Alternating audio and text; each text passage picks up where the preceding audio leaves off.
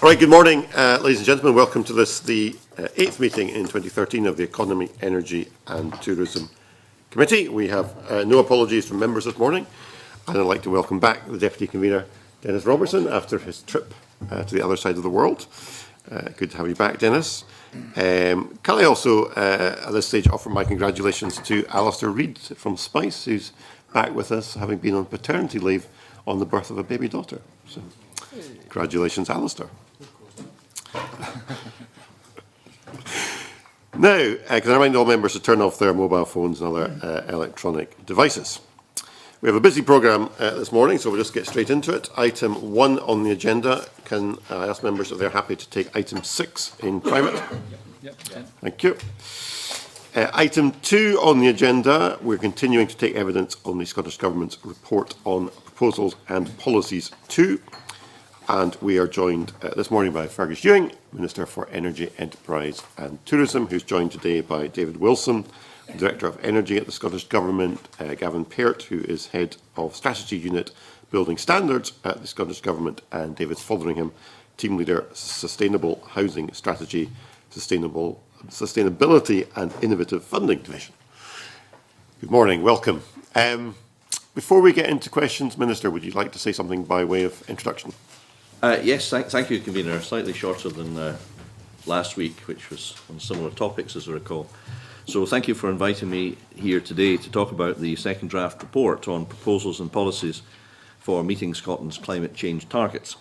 The SNP was elected in 2007 with a manifesto commitment to legislate for a target to cut Scotland's emissions by 80% by 2050 and to set annual targets to fix the pathway towards that goal. In 2010, Scottish emissions were 24.3% lower than 1990, and that is more than halfway toward the 2020 target of 42%. By way of comparison, Scotland has reduced its emissions faster than any member of the EU 15 and more than the average of the expanded EU 27. It's fair to say, Convener, that the issue of climate change has slipped down the global agenda in recent years, with international negotiations stalling in the face of concerns about economic downturn. This has ramifications for Scotland because we are part of the global system, and decisions taken by the UK, the EU, and even more widely have implications for emissions here at home. We remain committed to meeting our climate change targets. The draft RPP2 shows how it can be done, building on RPP1 with new or enhanced measures such as, firstly, our new 2030 target to decarbonise electricity generation, reducing its emissions intensity by more than 4/5 from 2010 levels. And 2, the evolution of our action to tackle the energy efficiency of Scotland's housing stock with the launch of our national retrofit programme. Achieving these ambitious targets will, of course, be challenging, as this committee's recent report into renewables showed, and I thank the members of this committee for that report and the constructive debate we had a couple of weeks ago. As this committee has rightly noted, policies to decarbonise the power sector are the key to breaking the link between household bills and volatile fossil fuel prices, and household bills in the future are projected to be lower because of the net effect of energy and climate change policies than they would be under a system dominated by gas and coal-fired electricity generation. This draft report sets out options and recognises the uncertainties inherent in looking more than a decade into the future.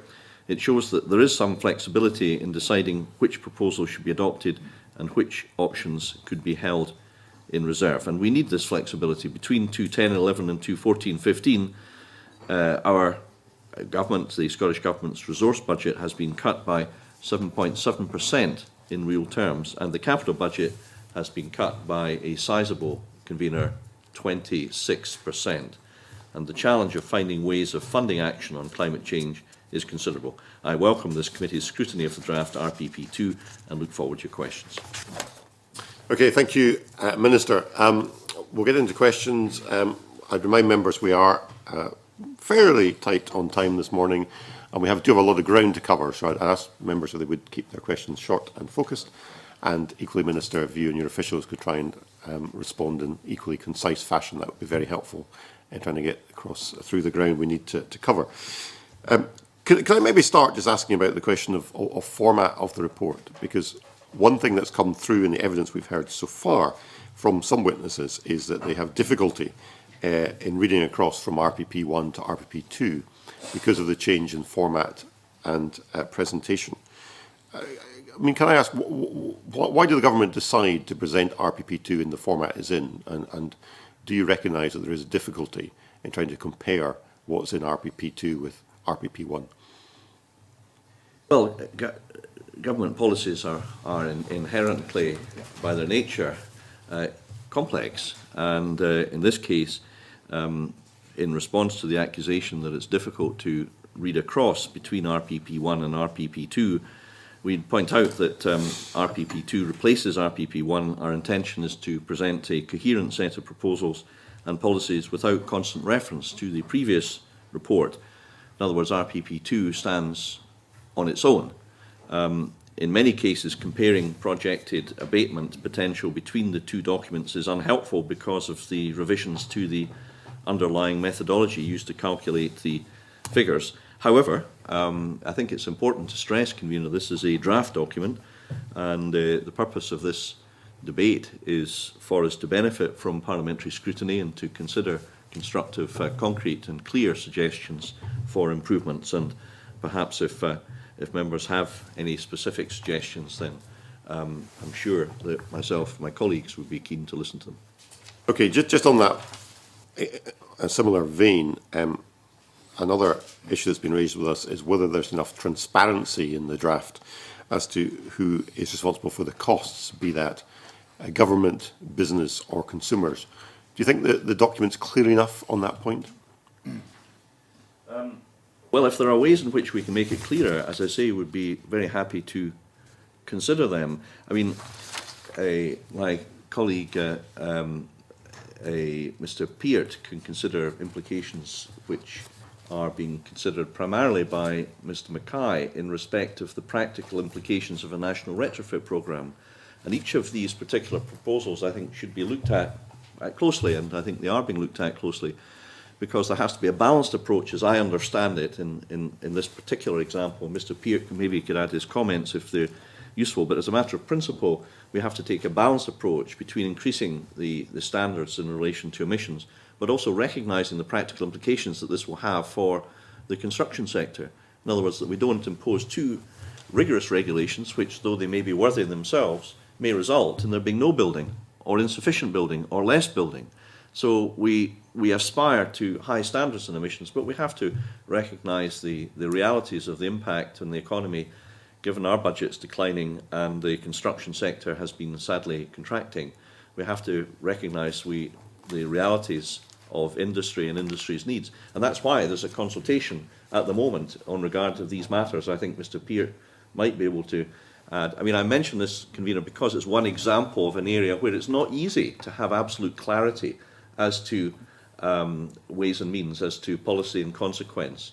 And a balanced approach has to be taken, and that is taken by us in close consultation with industry, who play a key role in formulating our policies. Yes, if I can just come in there. It's actually to do with the consultation is about the new build standards as far as building regs are concerned for energy. We got, in 2007, the Sullivan panel met. It was commissioned by the Scottish Government at that time, and they made recommendations to Scottish Government for the staged improvement of the energy standards and building regulations. They asked that the Scottish Government did a lot of research work. They made some recommendations as far as carbon reductions, a 30% improvement for 2010 for domestic, followed by a 60% improvement for 2013 in terms of domestic. These in terms of emissions reductions compared with the 2007 energy standards. We did a lot of research as far as the standards were concerned and the impact of cost to industry. And certainly the 60% improvement, our research would indicate that it would add around £10,000 to the cost of an average house. As a result, Mr Mackay has looked at this and has decided to go for consultation on a more measured improvement. It's still making an improvement in terms of abatement, but this is a 45% improvement on 2007 standards. Thank you for that clarity. I just, at this point, remind members that we need to be careful not to stray into the territory of other committees when we're scrutinising this particular document, and we do have a fairly strict remit in terms of what we're looking at. Okay, I've got a whole list of members wanting to come in. I'm going to start with Dennis Robertson. Thank you, Convener, and good morning, Minister. Minister, in your opening statement, you mentioned decarbonisation. The Scottish Government have set the target for decarbonisation. How helpful would it be if the UK Government set a similar target, and what dialogue have you currently had with the UK Government in achieving this? Well, I did, in response to Mr Robertson's question, I think seek to cover some of this last week, but obviously we are consulting on setting a 2030 decarbonisation target for the electricity generation sector. This follows the recommendations of the Committee on Climate Change, and Mr Robertson is correct. We propose to set this out in the RPP2 report. The DEC position is that it's considering these matters in relation to the electricity bill and the EMR process. As I understand it, their current intention, and I don't in any way wish to kind of misrepresent their position, but my understanding is that they have no plans to set a decarbonisation target, and they envisage that they will not do so until 2016. I also understand that there are amendments which will go before the electricity bill, which will seek to encourage them to set targets in 2014, not 2016. Why is this important? For the reasons that I think are fairly clear. If we want to have an offshore wind industry in the UK that makes a massive contribution to the economy and creates tens of thousands of jobs, then we need to give comfort to investors that there will be a market there to serve beyond 2020. The decarbonisation target is a key signal that we believe that that market should exist. If one is, say, a company manufacturing offshore turbines or any part thereof, and the whole supply chain, which is massive, then they need comfort that there's going to be contracts to build after 2020.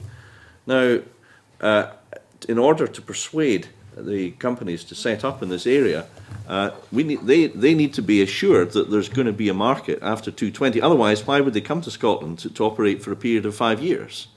For that reason alone, we think that the approach of the Prime Minister and the UK Government should be sort of courage, mon ami, courage, because we understand, Convener, that the Prime Minister is an ardent supporter of offshore wind. We understand that that is the case.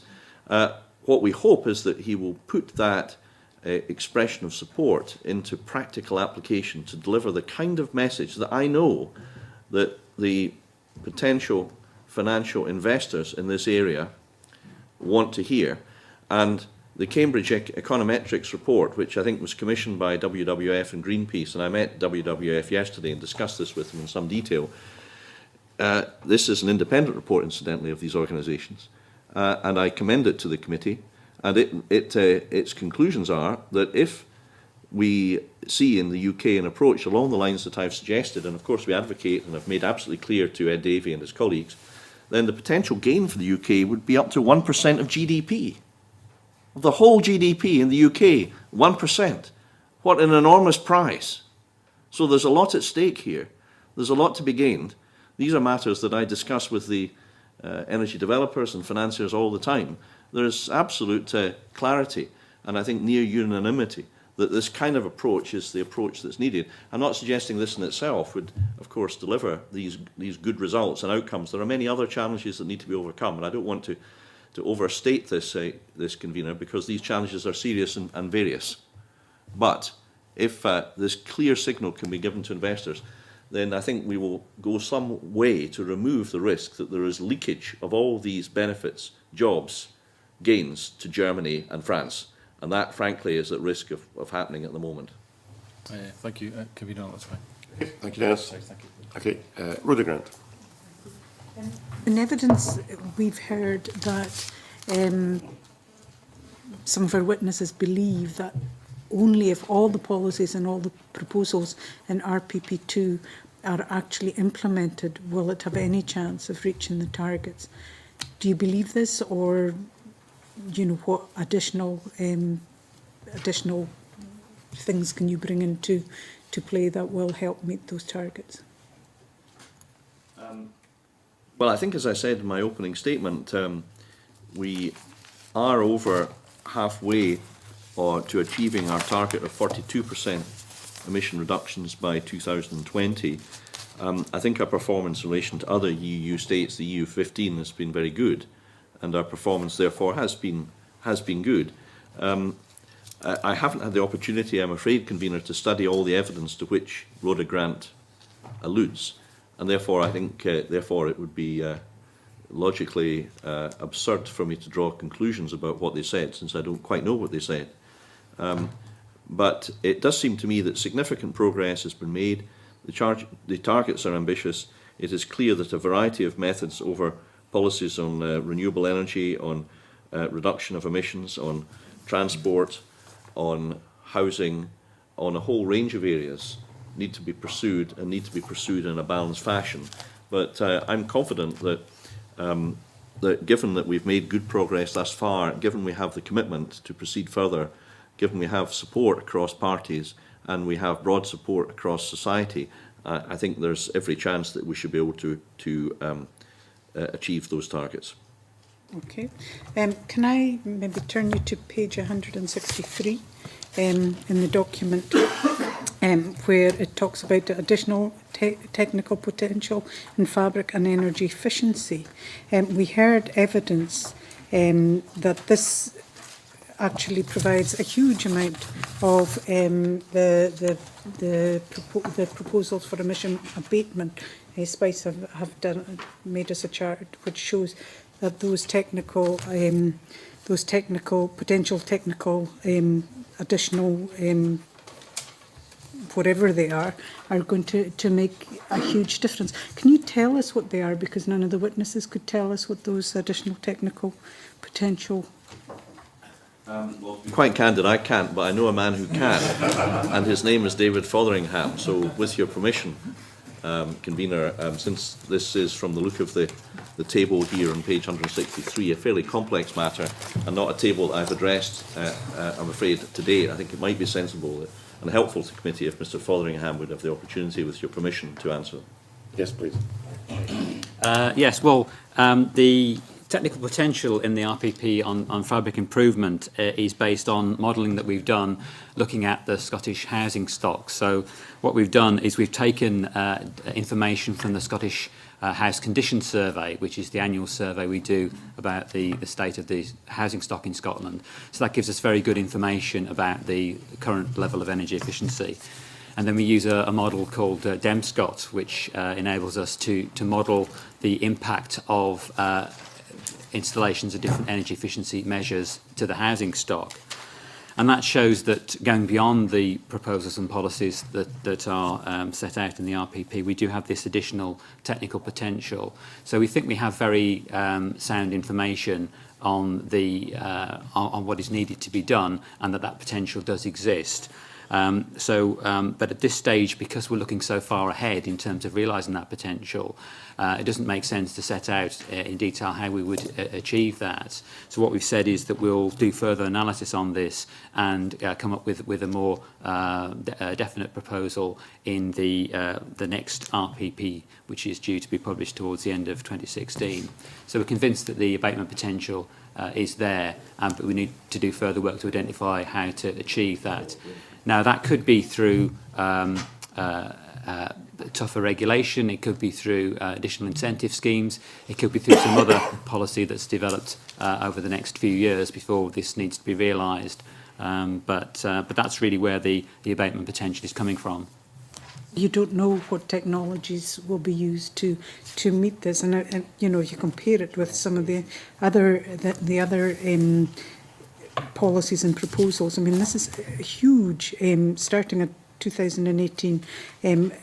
overshadows all the other policies and proposals in this area. Are you telling me you don't actually know what it is? Is this a no, we do. as was suggested? We do know what the measures are. What are they? Well, there's a long list of them. It's things like solid wall insulation, it's things like draft proofing, it's things like advanced heating controls and boiler upgrades. But we're already doing this. This is something that only kicks in at 2018? We are already doing, you're right, we are already doing this, and the National Retrofit Programme will take that further. But what it's doing is recognising that even with the level of investment that we're projecting from the National Retrofit Programme and from the ECO, that over that period there'll still be some of these measures which need doing. It's also recognising that looking that far ahead, when we've had the impact of the National Retrofit Programme and other schemes, that some of the more difficult properties will still be left, and which may require more expensive treatments. So we haven't quite got the answer to how to do that, but we do know that the measures are there. We've got an idea of the kind of measures that are needed, but we do think that we need to do further work to identify the exact mechanisms to deliver that. In the same chart, you have the National Retrofit Programme coming in somewhere less than that. So you're saying you've got a national retrofit programme including insulation and heat in the same chart, but then you've got this additional technical potential. And then you're saying the additional technical potential includes the national retrofit programme. No, I'm saying that I'm sorry, just to clarify, what I'm saying is the additional technical potential is over and above what we expect to achieve from the National Retrofit Programme and the other policies and proposals that we set out. So even with those being implemented, our analysis suggests that there's still this further technical potential in the housing stock, these additional measures which will still need to be done, and we need to do further work to identify how to unlock that potential. I really don't follow what you're trying to say, because you're talking about things like solid wall insulation, which I would imagine is in the National Retrofit Programme. I don't understand then what additional technical potential there is, or indeed where the funding for this comes, because if you're saying that's a funding for the National Retrofit Programme, who's going to pay for this? And if it's something of the same, why are they not in the same line in the document? What we've done in the RPP is we've made assumptions about the level of investment that would be available through programmes like the National Retrofit Programme and through the Energy Company obligation, and that takes us a certain part of the distance in terms of getting the measures in place. But even with those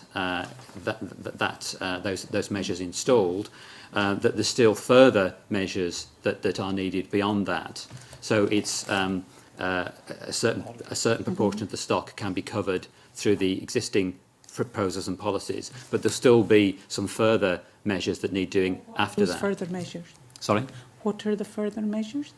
The measures are things like solid wall insulation, advanced heating controls, boiler upgrades. But that's included in the retrofit programme, surely? It is, but what I'm saying is that with the investment that we think we can project from current programmes, that will do an awful lot of the upgrades that we need, but it won't do all of the ones that we need, and that there'll still be some left over. So it's the same kind of measures, but it's just saying that we won't be able to do all of them under those programmes, so we'll still have this additional potential left over.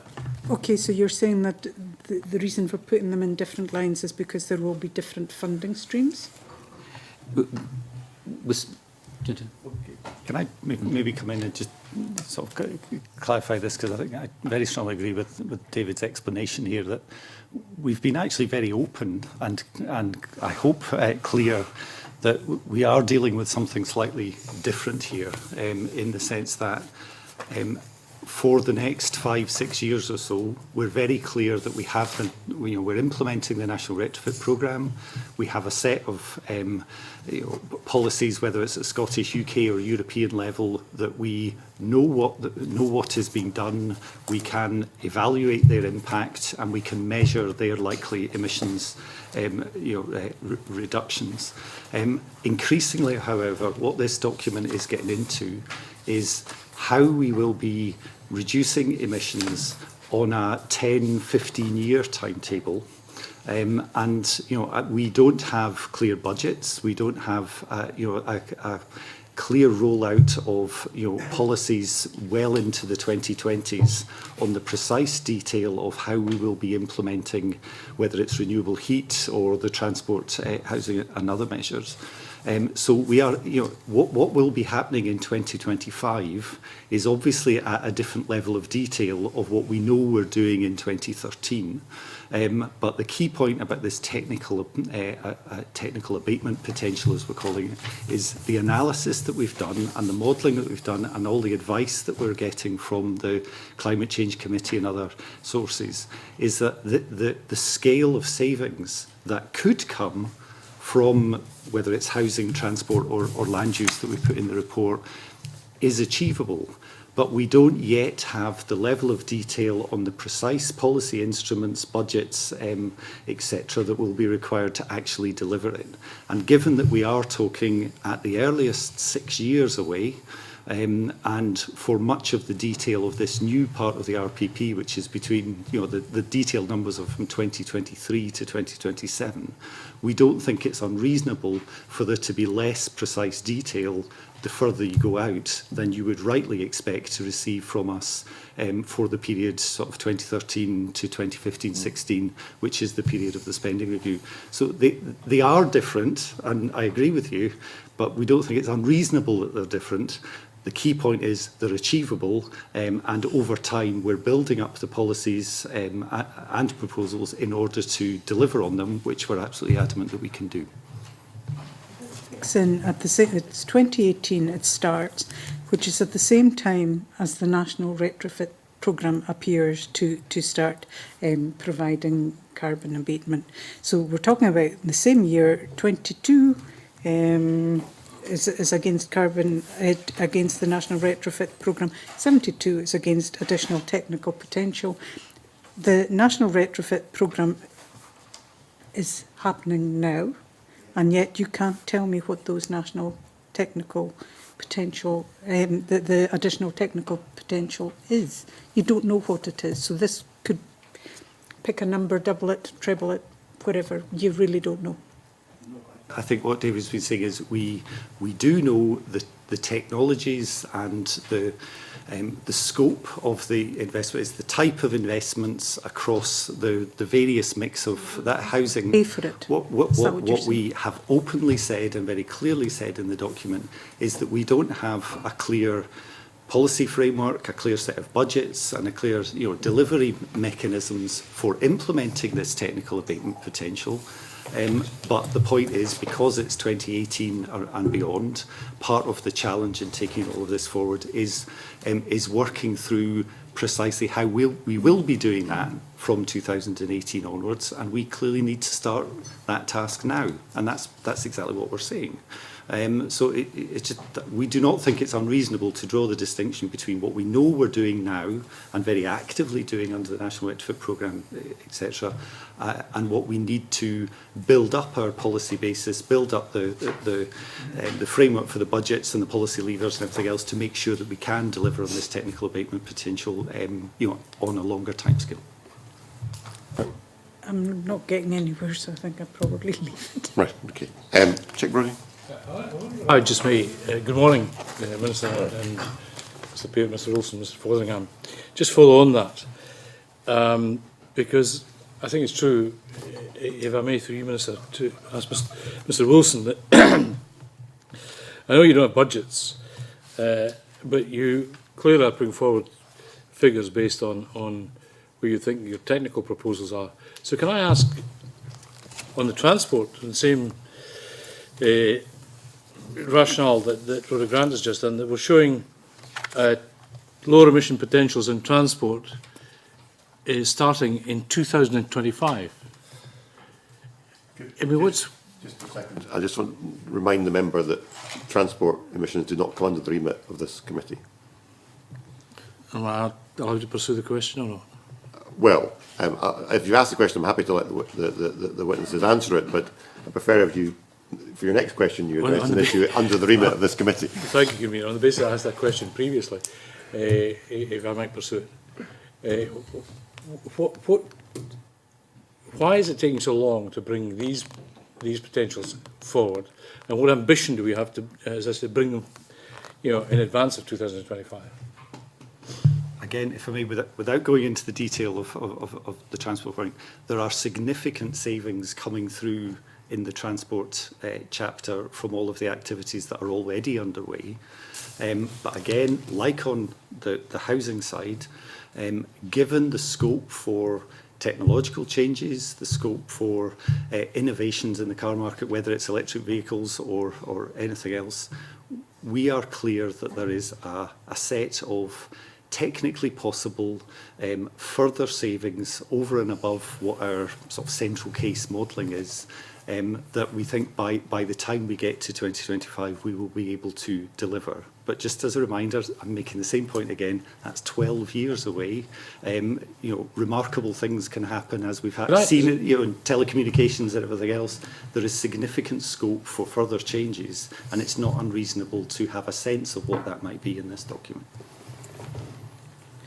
And is there a what-if scenario that you would say that there might be areas? I mean, it's a very comprehensive section, including the energy aspect of transport. That, so I put that in. That is a what-if scenario that you say, well, we do this, we can actually bring this forward, these proposals that you have forward.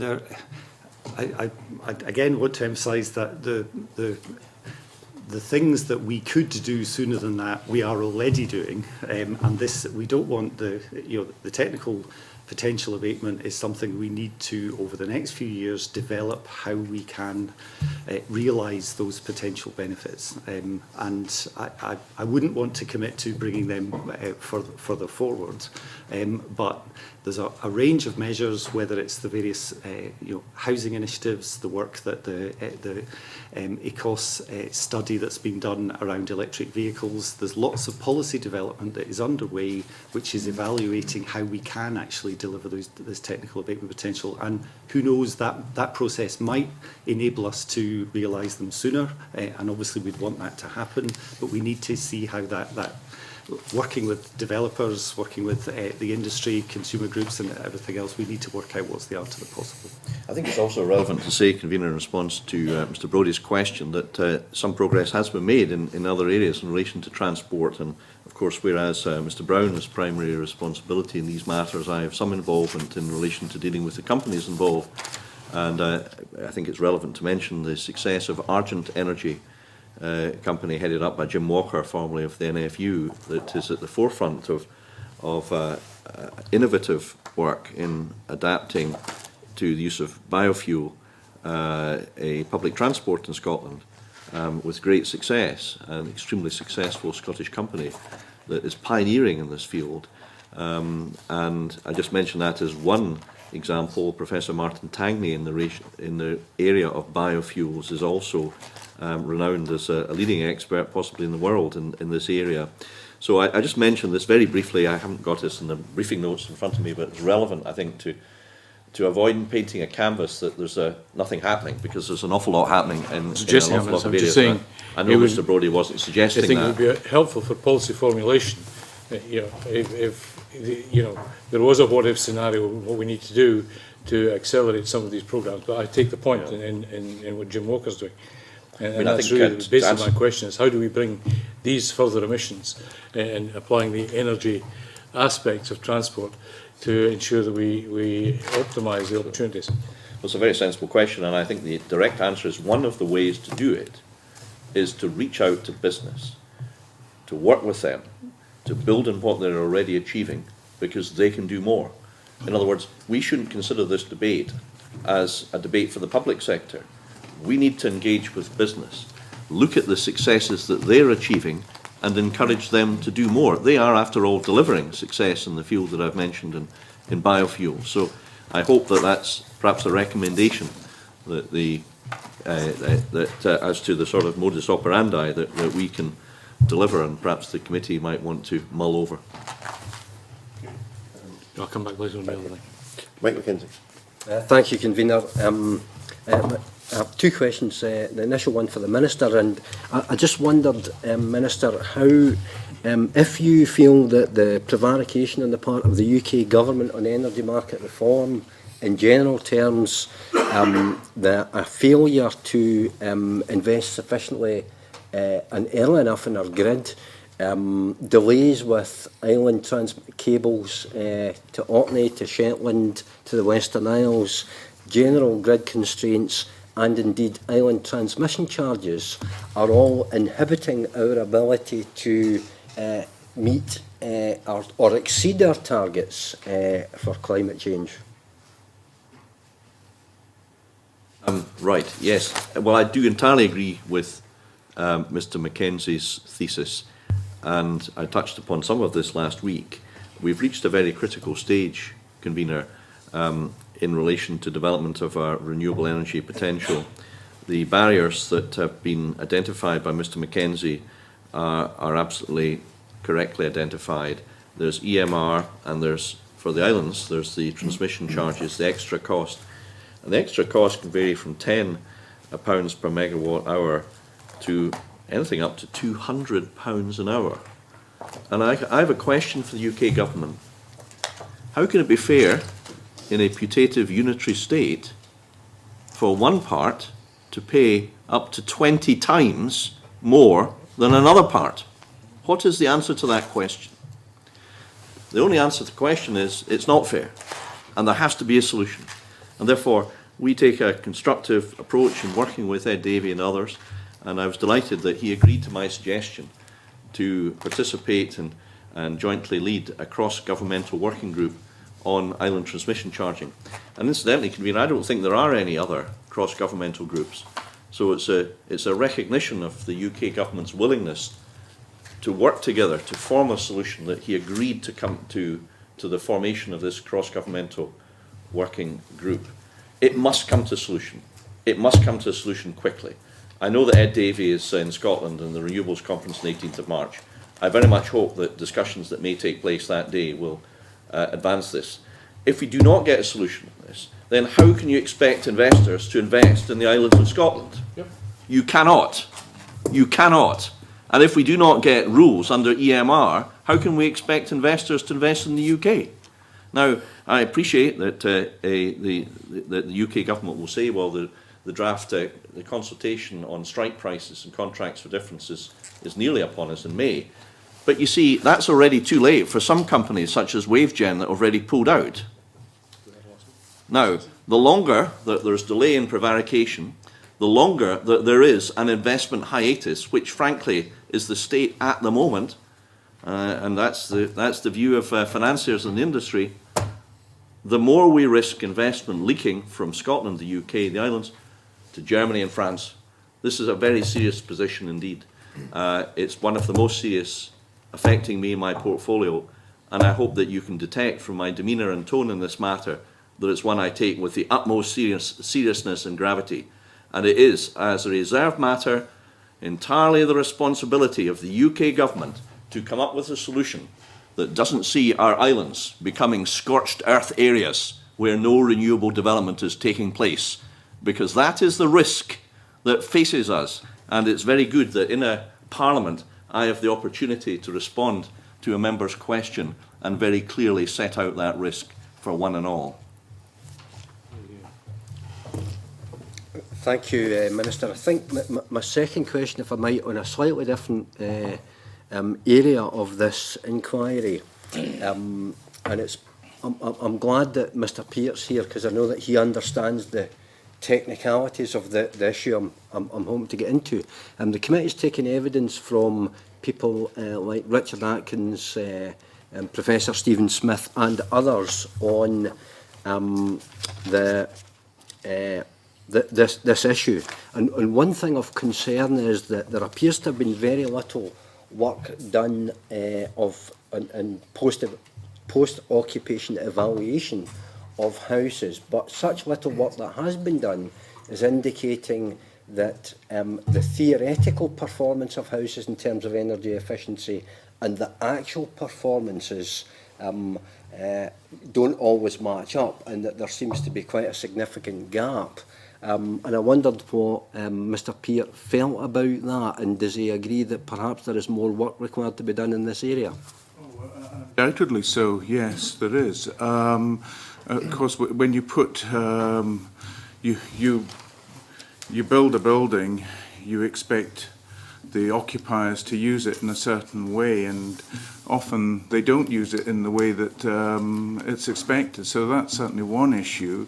I presume the other issue is the matter over whether what actually is designed is actually built on site, and these things are of concern to us. We have made some inroads already as far as this is concerned. We've certainly in terms of, because I'll keep it to the energy side of things, in terms of thermal bridging of junctions of elements for houses. We've produced some improved accredited construction details, and they're available on our website, and we introduced those 2010. We have now random sample air tightness testing to check the air leakage of houses. We also are working with the local authority verifiers, those that do the building standards work and the actual verification work on the ground to actually improve their performance, to get consistency across Scotland. We are also very much tuned into the zero carbon hub work down south in England, and they're looking at this, these sorts of issues as well. Yeah, thank you. I mean, the issues you've touched on seem to be very marginal, whereas some of the failures that have been reported to the committee are of a much bigger order than that. Wouldn't you agree with me that really the problem is the SAP calculation, the standard assessment procedure, which is just not fit for purpose? But just moving on from that, having read the Sullivan report, the 2007 report that you referred to, and that report indicated payback times for some of the technologies, heat pumps for instance, of the order of 60 years. Now, although that will have changed somewhat with rising energy prices, don't you have a concern that this actually points to a massive failure in the thinking behind the Green Deal? Because nobody is going to take a loan for this kind of technology with payback times in that order. And it points to a fundamental flaw in the Green Deal. And if the Green Deal does not do its job, that again inhibits our overall abilities to take advantage of that and to reduce our carbon emissions. I'm afraid I'm not able to comment on the Green Deal. It's not actually my policy area. Well, if I could just then slightly rephrase the question, would any reasonable person take out a loan expected to be paid back in, say, a 10-year period for anything that's going to have a payback time of the order of 60 years? So a heat pump, for instance. Again, it's not really sort of the side of things. I deal with loans and... You're familiar with heat pumps? Yes, I am. I know that the installation of heat pumps is it's quite a complex area. Unlike boilers, when you install a boiler, you can probably get away with a few things, and it's a bit more forgiving in the way it performs. With a heat pump, things need to be spot on for the heat pump to actually deliver. Thank you very much. I think Mr. Fotheringham wanted to come in on this point. I've just to make the point that the Green Deal doesn't exist in isolation. I mean, it can be used in conjunction with other sources of funding. For example, in relation to the energy company obligation, which is the new obligation being placed on energy companies taking over from the CERT and the CESP scheme. So that can provide additional subsidy to go alongside the Green Deal. And also Green Deal can be subsidised by other sources of funding. It could be subsidised, for example, by Scottish Government funding or by the home owners' own funds or from a landlord. So Green Deal will be helpful in certain situations, but it's not the only source of funding potentially available to people for particular measures. Thank you. Could I say that I think Mr Mackenzie has identified what seems to be, in the face of it, a point that requires further investigation. I undertake that we will go away and investigate that. Also on the Green Deal, it is a UK finance mechanism. We've been working with them, broadly supportive of it, but we do have a number of questions about its practicality and operability. For example, will people be willing to participate in the Green Deal, given that they're used to calling for a plumber when things go wrong? This is an entirely different approach we're asking people to take towards the use of energy in their home. My premise is that people will want to use the local companies, the local tradesperson in whom they have confidence and whose services they have used for decades. And the success of the Green Deal will be predicated, therefore, on the ability of ordinary small businesses, plumbers, electricians and others, to be able to get access to this work. They must not be shut out of this work. Provided they're accredited, properly accredited, then it seems to me that they should have access to do the work at the agreed rate, and that should be a requirement of the Green Deal. This is a point I've made to the Westminster Government. I'm waiting for a response. But I think that it's essential for both the point of view of householders being happy to use somebody in whom they have confidence and not a big firm that operates a couple of hundred miles away, particularly when, of course, we all know as having constituents that the cases that go wrong are cases where a householder is left with a detritus of poorly fitted equipment and often other damage to a house through defective work being done. Now, I'm not suggesting that because a firm is big that it will necessarily be poorer quality. My point is that people must have confidence to use the local firms that they have always used. And the second point, Convener, is this. If that is part of the scheme, then those local firms become recruiting sergeants for the scheme. Because if they deliver it for Jeannie and Jim and Tony, then, of course, word spreads round, whether it's, open in Mr Mackenzie's patch or elsewhere. And then people say, oh yes, this local firm, they're doing this Green Deal, it's very good. And that's how I think it will be made to catch on. Sadly, the solar fit experience has been a disaster, with the UK government hauled through the courts and found to be in error. That's done a lot of damage in the confidence of firms and spending tens of thousands of pounds in some cases on accreditation. Now, these are practical matters, and I think at the end of the day, it's very often these practical matters, Convener, that determine the success or failure of new initiatives, especially one which require a different mindset on the part of the consumer before they're willing to participate. Okay, thank you. Marco Biaggi. Thank you, Convener. The figures in RPP2 are heavily dependent on the installation of large amounts of CCS in the period 2020 to 2027. Will this be achieved, and if so, how?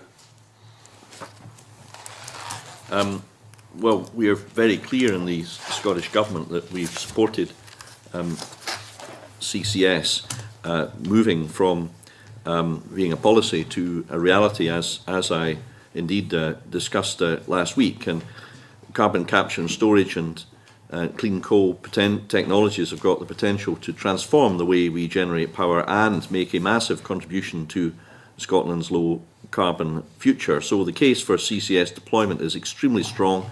We've got world-leading expertise, and we've got R&D capacity, a strong industry capability, and some of the best carbon storage sites in Europe. So our potential is there. Unfortunately, these matters are reserved. We are waiting for decisions from the Westminster Government on how to take forward, I think, 4 remaining schemes in respect of access to the £1 billion of upfront capital support. And we're also waiting again under EMR to work out what the ongoing revenue stream support would be under the contracts for difference. Until we know what that is, then equally there is an investment hiatus, as there is for new gas power stations, for offshore wind, for all other types of energy technology. We are in a hiatus at the moment, and it's unreasonable to expect investors to invest money until they know what the rules are. And on a second area, a lot of my constituents in particular are in that solid wall category, and are also private tenants in communal buildings, and often some of the hardest to reach for the energy efficiency schemes that have been talked about. What initiatives, perhaps this might be a better question for an official, I don't know, what initiatives in the RPP2 period will help address energy demand amongst that group? Right, I'm not sure. I think perhaps it might be better, with your permission, Convener, if one of the officials answers the specific measures about solid wall. David. Well, I think the National Retrofit Programme could help with this. This is the new scheme that the government is setting up, that's building on previous area-based programmes like the Universal Home Insulation Scheme that have been focused on low-cost insulation measures like loft and cavity wall insulation. The National Retrofit Programme will be looking more at the kind of harder-to-treat buildings like properties with solid wall insulation. And indeed, concerned about the tenure of this housing stock, given that it is privately rented. In my constituency, I believe 43% of people rent their households, and in certain parts in the heart of it, it rises to about 75. So that has always been identified as a hard-to-reach segment for that reason as well. Sure. So if you have any initiatives that will be targeted at them, I'd be grateful for any information you could give. Well, certainly the National Retrofit Programme will be focused at privately owned properties as well. I mean, it will also help social landlords through helping put in work for right to buy owners, for example, which is often a problem in mixed dwellings. But really the idea is to try and combine funding from different sources to try and make sort of whole area approaches work. So I think it could help. I mean, private landlords do have a number of different funding sources open to them already, for example, with the Landlord Energy Saving Allowance, and there are one or two other schemes around that they can benefit from. But I think the National Retrofit Programme will help. It's targeted on particular areas. It's focusing on fuel-poor areas, but the idea is it will move to other areas over a period of time. Okay, I think Rhoda Grant will come in a brief supplementary on that point. Just on the National Retrofit Programme, we heard in evidence that the abatement from the National Retrofit Programme is expected to quadruple between 2013 to 2017, but there's no corresponding increase in the budget. Given what you're saying about hard-to-treat houses now coming under that, one expects that the cost of even treating the cost of any kind of abatement is going to rise. How will you meet those targets? I think it's just a question of the abatement building up over time, and obviously when the scheme begins, it will be at a relatively low level and then build up. I mean, the abatement the emission reduction that will come through from measures will obviously continue for a period of time, so that the abatement the benefit that you get from the measures in the first year will still continue for a number of years for the life of the measure. So you would expect it to build up over time. So what you're really saying is it's quadrupling, because in year one you do this, in year two, so you're not actually increasing the number you do, even if the cost is increasing, is the point I'm trying to make. The cost, if you're talking about hard to treat houses, then surely you get an amount of money that treats a number of buildings in year one. When you go on to year two, you're moving into the harder to treat houses, but the same amount of money is still supposed to do the same amount of abatement.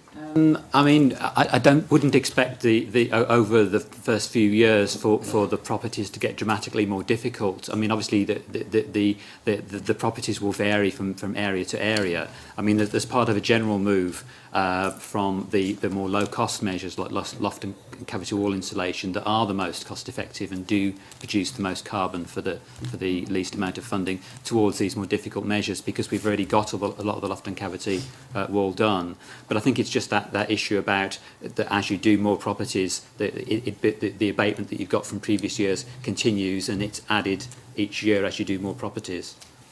There is quite a lot of, there has been quite a lot of success, as I hope that we can all agree. Obviously, we all want to do more in these areas, Convener, although cash budgetary restrictions make this difficult. But I mean, the National Retrofit Programme builds on a successful area-based programme that's seen more than 700,000 households offered advice and assistance through the Universal Home Installation Scheme.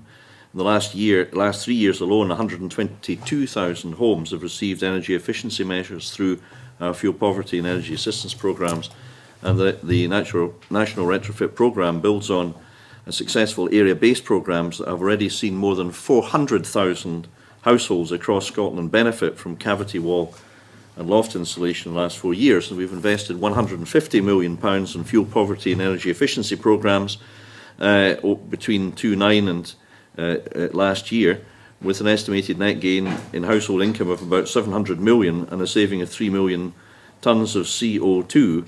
We've allocated 68 million to tackle fuel poverty in 2012, 13 and 20 million available over 2 financial years for Green Homes Cashback Voucher Scheme. Now, these are not areas where I have ministerial portfolio responsibility, Convener, but I think we all recognise that there has been a lot of effort devoted to this, successful effort helping to make real improvements for people in their homes, and we want to see more. But we also have to recognise that we can't magic money and go up to a cave and get lots more money. And in the recent budget negotiations, I cannot remember other opposition parties making this a particular issue. So I do have to ask, I think it's fair to say, if the government is going to be criticised in these lines, well, where were the suggestions from opposition parties that we were to devote masses more money to this kind of project, and which other budgets were going to be cut as a result? We don't know, because we didn't hear any of this. Can I say, we're not expecting you to magic money. What we're asking you not to do is magic abatement, because we want to know where the abatement comes from. And it seems to me that those figures don't actually add up at all. Could I just add a couple of points? The 400,000 lofts and cavities that the Minister mentions were from the CERT programme, which works alongside the UHIS programme. And in terms of the overall level of funding, the idea of the NRP is that it will combine with funding for the energy companies to get an annual funding pot of around £200 million, which was the sum of money which this committee called for last year in its work on fuel poverty. So we do think it's a very substantial sum of money and will have a powerful impact. Right, we need to move on because we've got other members to come in. So Margaret McDougall. Thank you. Can I just move on to biomass? Is that permitted within our... Well, bear in mind the next item we are dealing with on the agenda is specifically on biomass, but I mean, it certainly is relevant to decarbonisation of the energy sector. So, I mean, there's no reason why you can't ask a question now. Okay, environmental groups such as Friends of the Earth have expressed concerns that there is not enough indigenous wood fuel biomass supply to meet the potential demand in Scotland. What plans or strategies are in place to ensure that subsidising biomass plants does not involve harmful deforestation in other countries, and what plans are there to boost wood production in Scotland to make up the shortfall? Well, I think part of the answer to Margaret McDougall's question is to say that relatively recently, I announced our decision in relation to the consultation for renewable obligation contracts as they apply to biomass, and the outcome of that consultation resulted in a decision which I took to set a threshold which would limit the capacity of biomass plants in respect of electricity only generation to 50 megawatts.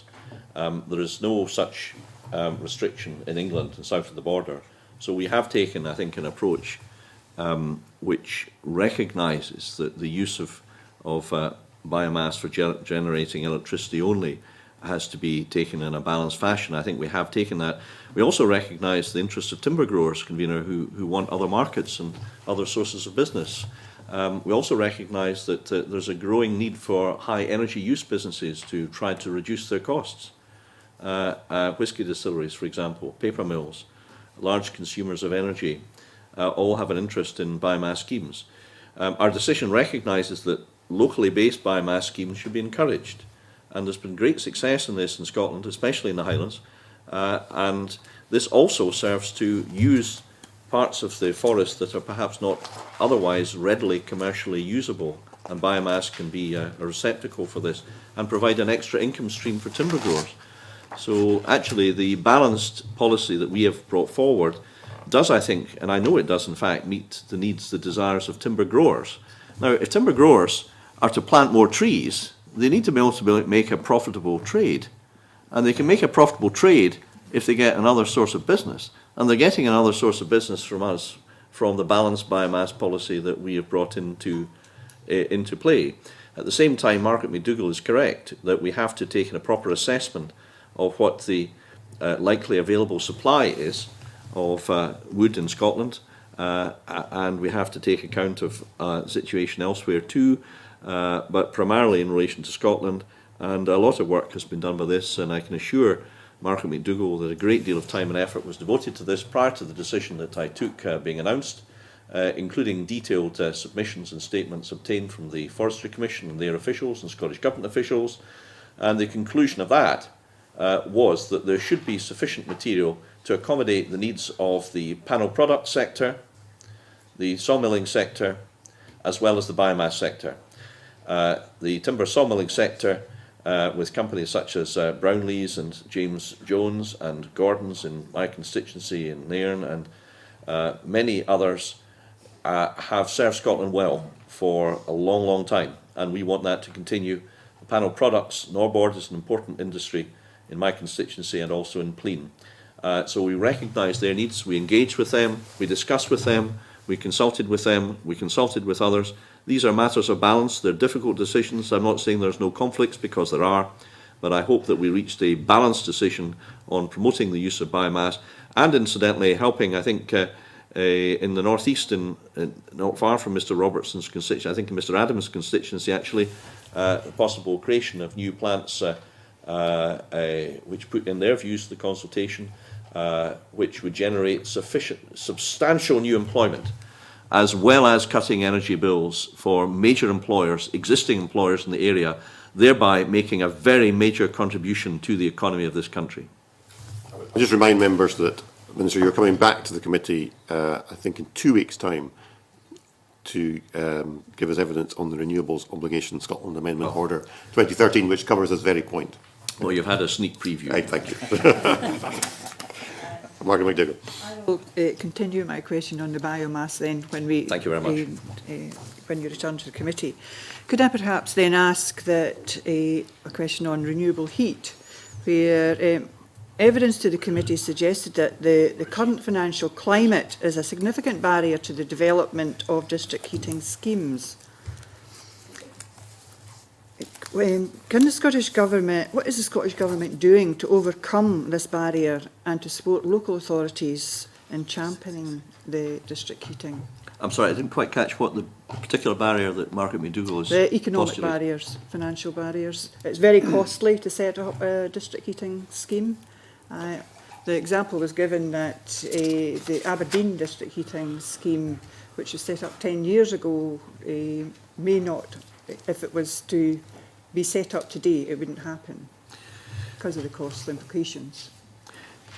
Yes, I think cost is certainly one of the factors, and to respond to Margaret McDougall's question, the Expert Commission on District Heating has provided its recommendations to Government on action to take a major move to district heating in Scotland. I attended some of the meetings, and I think we owe a debt of gratitude to all the members of the Commission. Excuse me. A number of recommendations are in progress, and we'll publish a formal response to this shortly, but we have put in place a number of financial support mechanisms, Convener, to respond directly to Margaret McDougall's question. access for district heating schemes is available under the REEF, the Renewable Energy Investment Fund, which is £103 million. We've made it clear that we wish to promote district heating using REEF. There's a £50 million Warm Homes Fund, and they have also set district heating as a priority.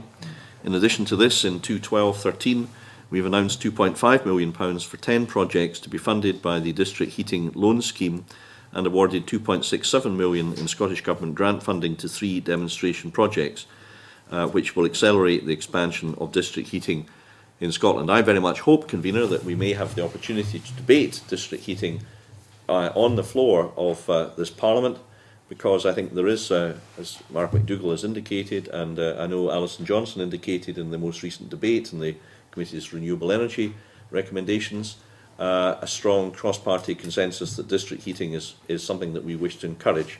We've got a long way to go in Scotland. We're far behind Denmark. Aberdeen has led the way, along with, I think, 1 or 2 other areas, but we've seen progress of late in Glasgow. There's much more to be done. The prices for ordinary consumers are great, because people sitting in leaky, poorly heated flats, in particular in tower blocks throughout cities in Scotland, if they can access district heating, their lives can be transformed and the bills can be reduced, and much more energy efficiency can be created. And as I said in the debate, this was best illustrated by one lady who I think was a tenant of one of the district heating schemes, who explained that after the district heating was installed in her tower block, when she was indoors, it wasn't cold, so she didn't have to wear her duffel coat indoors anymore. I can't think of a more powerful argument for district heating in Scotland. Yeah. Can I just continue on that same line? What information do we have on district heating schemes that have been installed, say, in public buildings like hospitals and, you know, large universities, or, you know? Well, I think that's a very good question. It was one that the expert commission considered in detail.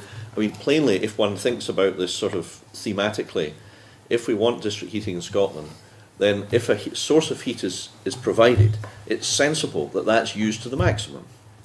And if one can combine a district heating scheme for a tower block, say, with an adjacent or nearby public building, so that both buildings can be heated from the same scheme, that's the best of all solutions.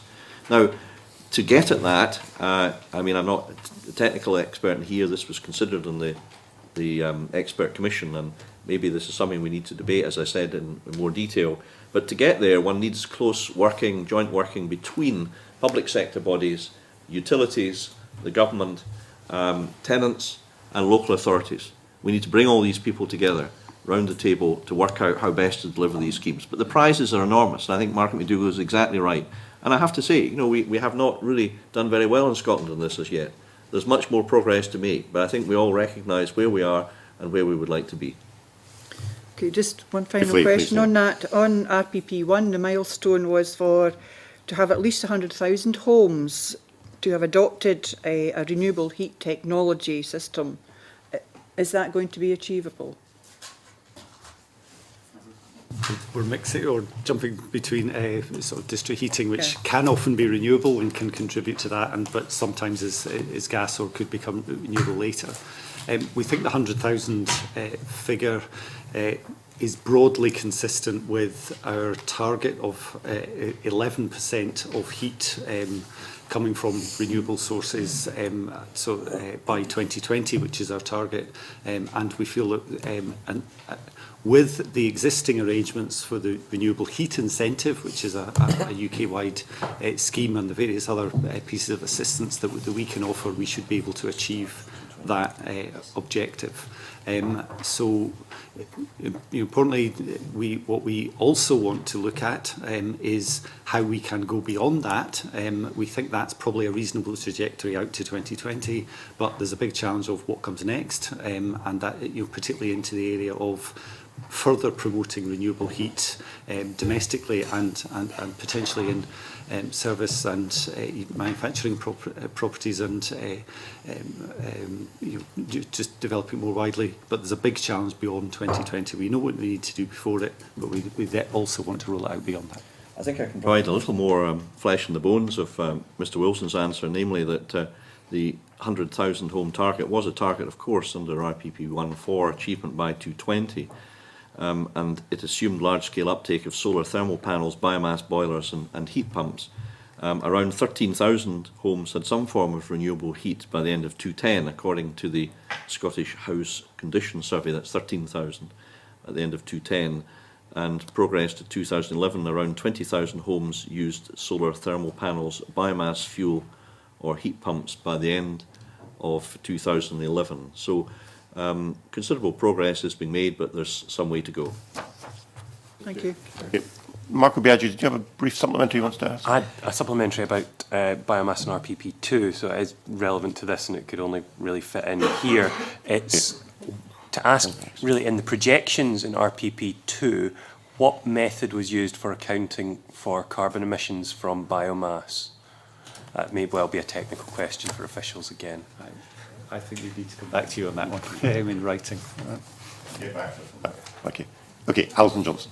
Yes, a couple of questions, Convener, on reducing energy demand and another on delivery and governance. I think it was SSE, when they were giving evidence, raised the issue about the lack of permitted development rights regarding air source heat pumps and solid wall insulation. Now, clearly that might be off-putting to some people who just see it as another form to fill in, and I know that I believe that's not the case in England and Wales. And we also heard comments from witnesses that not all but some private rented sector landlords were slow to implement energy efficiency measures, and perhaps the broadening permitted development rights may help encourage them. I just wondered if the witnesses have any comment to make on those two issues. I think Mr Wilson's better placed to answer the question from a technical point of view, Convener, if that's in order. Okay. I've seen the comment from SSE in terms of the evidence provided. I mean, clearly the planning systems are different in Scotland and South. We've not been aware that the hypothetically, real concern that was raised, we've not been aware that that's been a major and widespread concern. So there are different processes, but we don't think that the Scottish process is necessarily more onerous or difficult. But we're very much looking into that and seeing to address it if we can, in the same way that we made changes to the planning approach on microgeneration and other schemes. So we're on the case on that, and we'll try and clarify that position as quickly as we can. Okay. And with regard to encouraging private sector landlords to implement energy efficiency measures in flats that they're renting out, will RPP2, will there be any policies and proposals which look at that issue specifically? Well, I mean, one of the issues that we're looking at is minimum standards of energy efficiency in the private sector, and that's a proposal in the RPP, in the current RPP, and we're setting up a working group to look at how that would all work. So that's potentially looking at standards in the private rented sector and the homeowner sector. So that could be something that would help to encourage private landlords to take up measures, and obviously there are the existing incentive schemes that we mentioned previously. Okay, thank you. And with regards to delivery and governance of the policies and proposals, Dr. Sam Gardner and Dr. Mark Williams both highlighted the need for robust monitoring of delivery, and I just wondered if you could inform the committee what arrangements are in place to monitor that delivery and the effectiveness of the policies and proposals. I'll take that one. Clearly, the principal form of monitoring of this is assessing on an annual basis whether or not we're achieving the statutory targets that have been agreed by the Parliament. But we've got a number of measures within that to track progress against particular milestones in the various sectors that are contributing to this total. For example, in terms of delivering on our progress on the energy side, we have a range of measures to assess how far we're moving positively towards our, for example, our 100% renewables target or the renewable heat target that we've already covered. So it's a mainstream part of our business, if you like, in terms of implementing, whether it's energy, housing or transport, to be assessing and monitoring our progress towards delivering the emissions abatements that's set out in this document. So while each part of the government and each portfolio minister will be doing that as part of normal part of their responsibilities, we also have a range of processes or programme management arrangements within the government, particularly the Emissions Reduction Programme Board, which is chaired by the Director General for Enterprise and Environment, and that brings together all the directors, my equivalents across the government who have a particular responsibility in this, and we meet on a regular basis and assess progress against the whole range of different policies and the progress towards turning proposals into policies in this document. And there was an assessment last year by Audit Scotland of that process that we've put in place, and we've responded to, and we've made some changes to make sure that that system of monitoring is effective as it can be. One particular area that we're working on at the moment, and we've actually discussed with Sam Gardner and others, is how we can improve our publications on an annual basis, recognising that the RPP, officially speaking, there will not be another RPP for until the next set of targets is set, which will be in about 5 years. But we publish an annual climate change report, and that's laid in the Parliament. And what we're going to do is increase the reporting in that document, setting out how we are progressing on each of the areas set out in the RPP in that annual publication, to make sure that there is full monitoring and full transparency of progress. Thank you. Okay, we're getting towards the end of our time. Chick Bodie's got a question on energy demand. Just, and I've got if I may, Minister, following on that question on reduction of energy demand, and I agree with you that private sector has to play a huge role in supporting this. However, some weeks ago I was asked to look at a prototype ICT system that measured the efficiency of public sector buildings, covering a whole series of things, maintenance, what have you. But one element was energy efficiency, and this addressed the activity in one particular council as a prototype, and frankly it was appalling.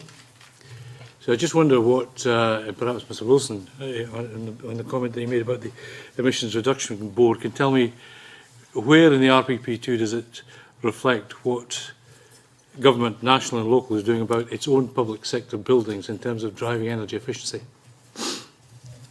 A significant amount of activities underway. I don't have the statistics immediately to hand, but all local authorities and most public bodies have had assessments, and particularly have had carbon management plans developed working with the Carbon Trust to assess how far they can bring forward energy efficiency savings and improvements in the quality of their building stock. And is that information available? That we can send. So there's a report which the Carbon Trust have done, summarising the work that's been undertaken by public bodies and the scope for further development. I think there's two very important points coming out of that.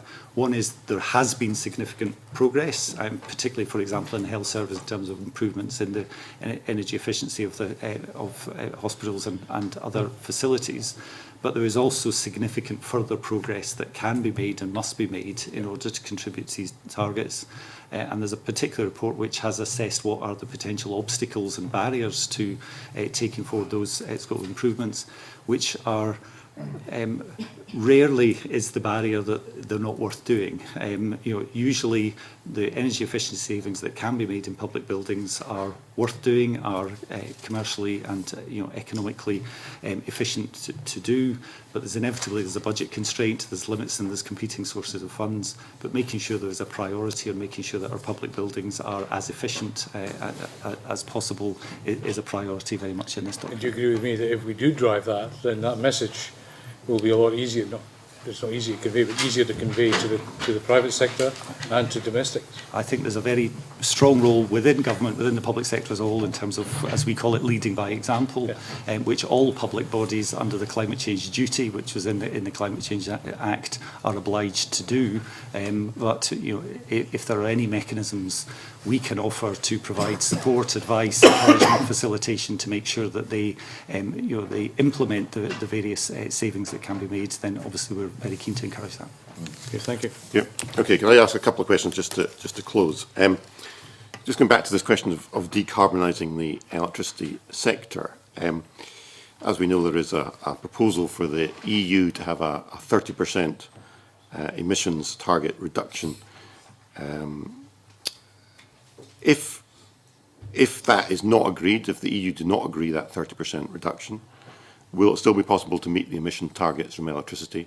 And if not, what's the alternative approach being proposed by the government? I think one of the first lessons you get as a minister is to be careful about answering hypothetical questions.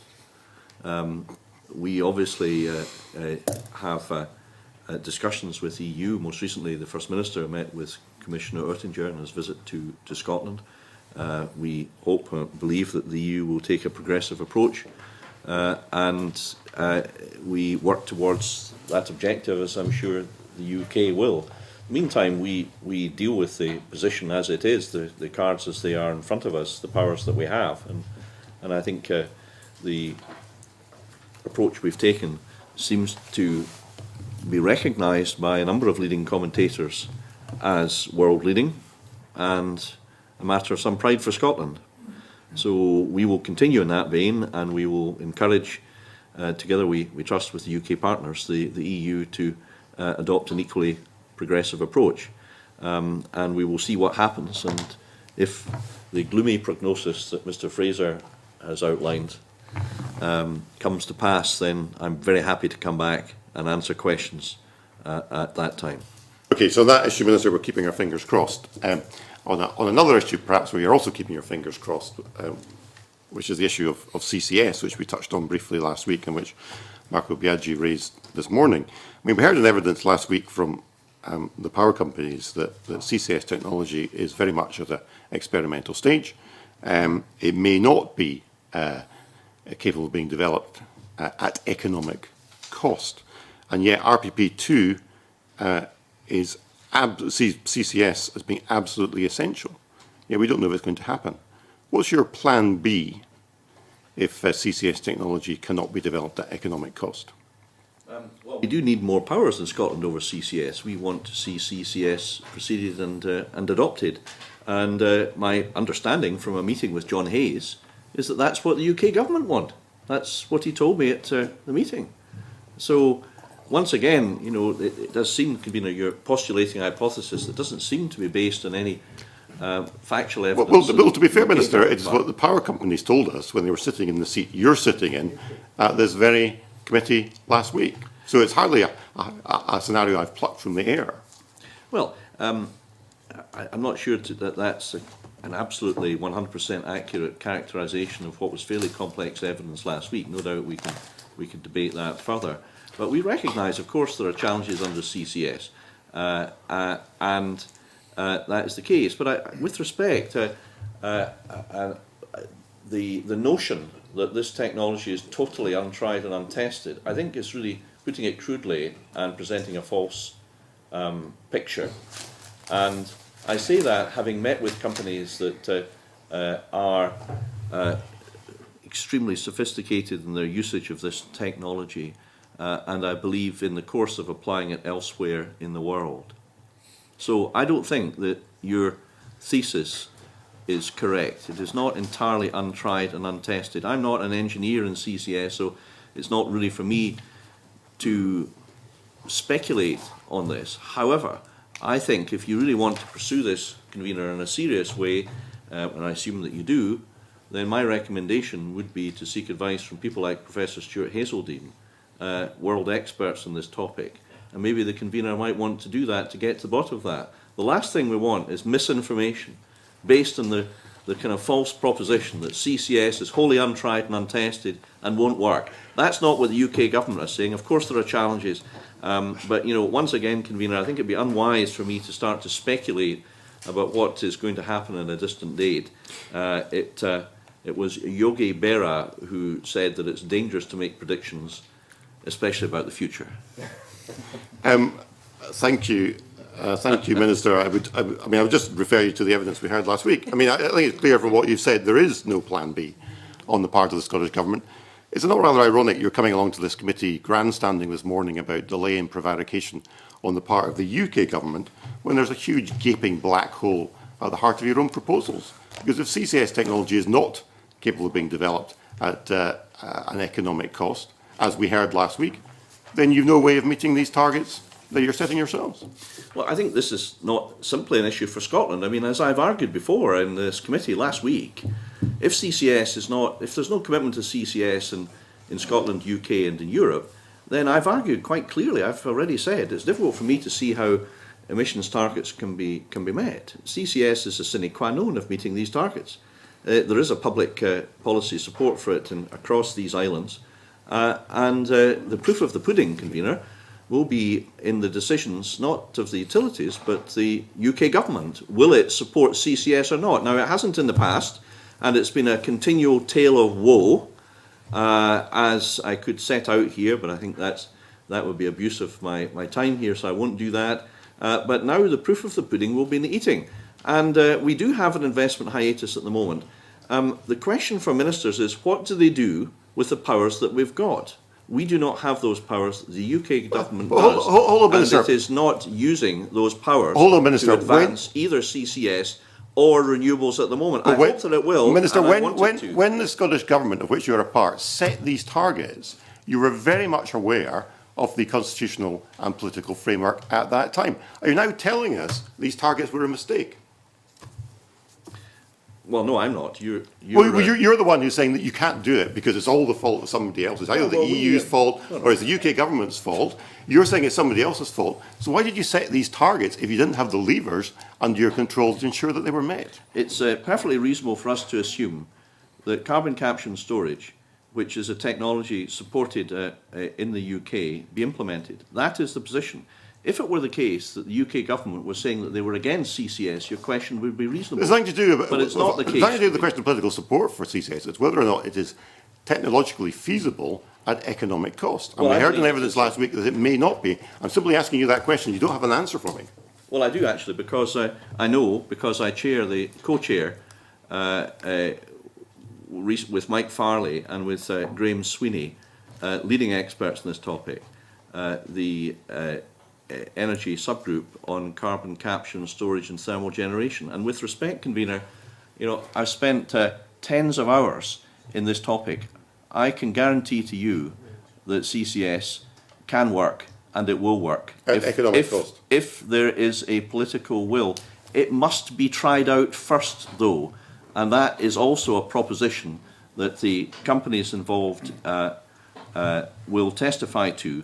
My worry is, just as we've seen with WaveGen withdrawing because it would appear of uncertainty over EMR and the lack of a public policy solution being brought forward by the government that has responsibility and the power to do so, namely the UK government, the continuing lack of a conclusion on existing policy powers that the UK have in relation to CCS is certainly not helping and may threaten some of the CCS projects, as it's threatened CCS projects in Peterhead and Longannet in the past in the way that they were taken forward. I hope that that won't happen, convener, and John Hayes assured me just a couple of weeks ago that he and the UK government are committed to making CCS happen.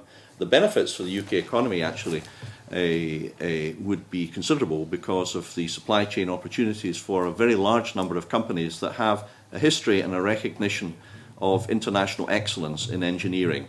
So it's a glittering prize as well as a good thing for the environment and the planet. Okay, thank you, Minister. Can I thank you and your officials for coming along this morning and for your evidence to the committee, which is very helpful. And at this point, we'll have a short suspension to allow a changeover.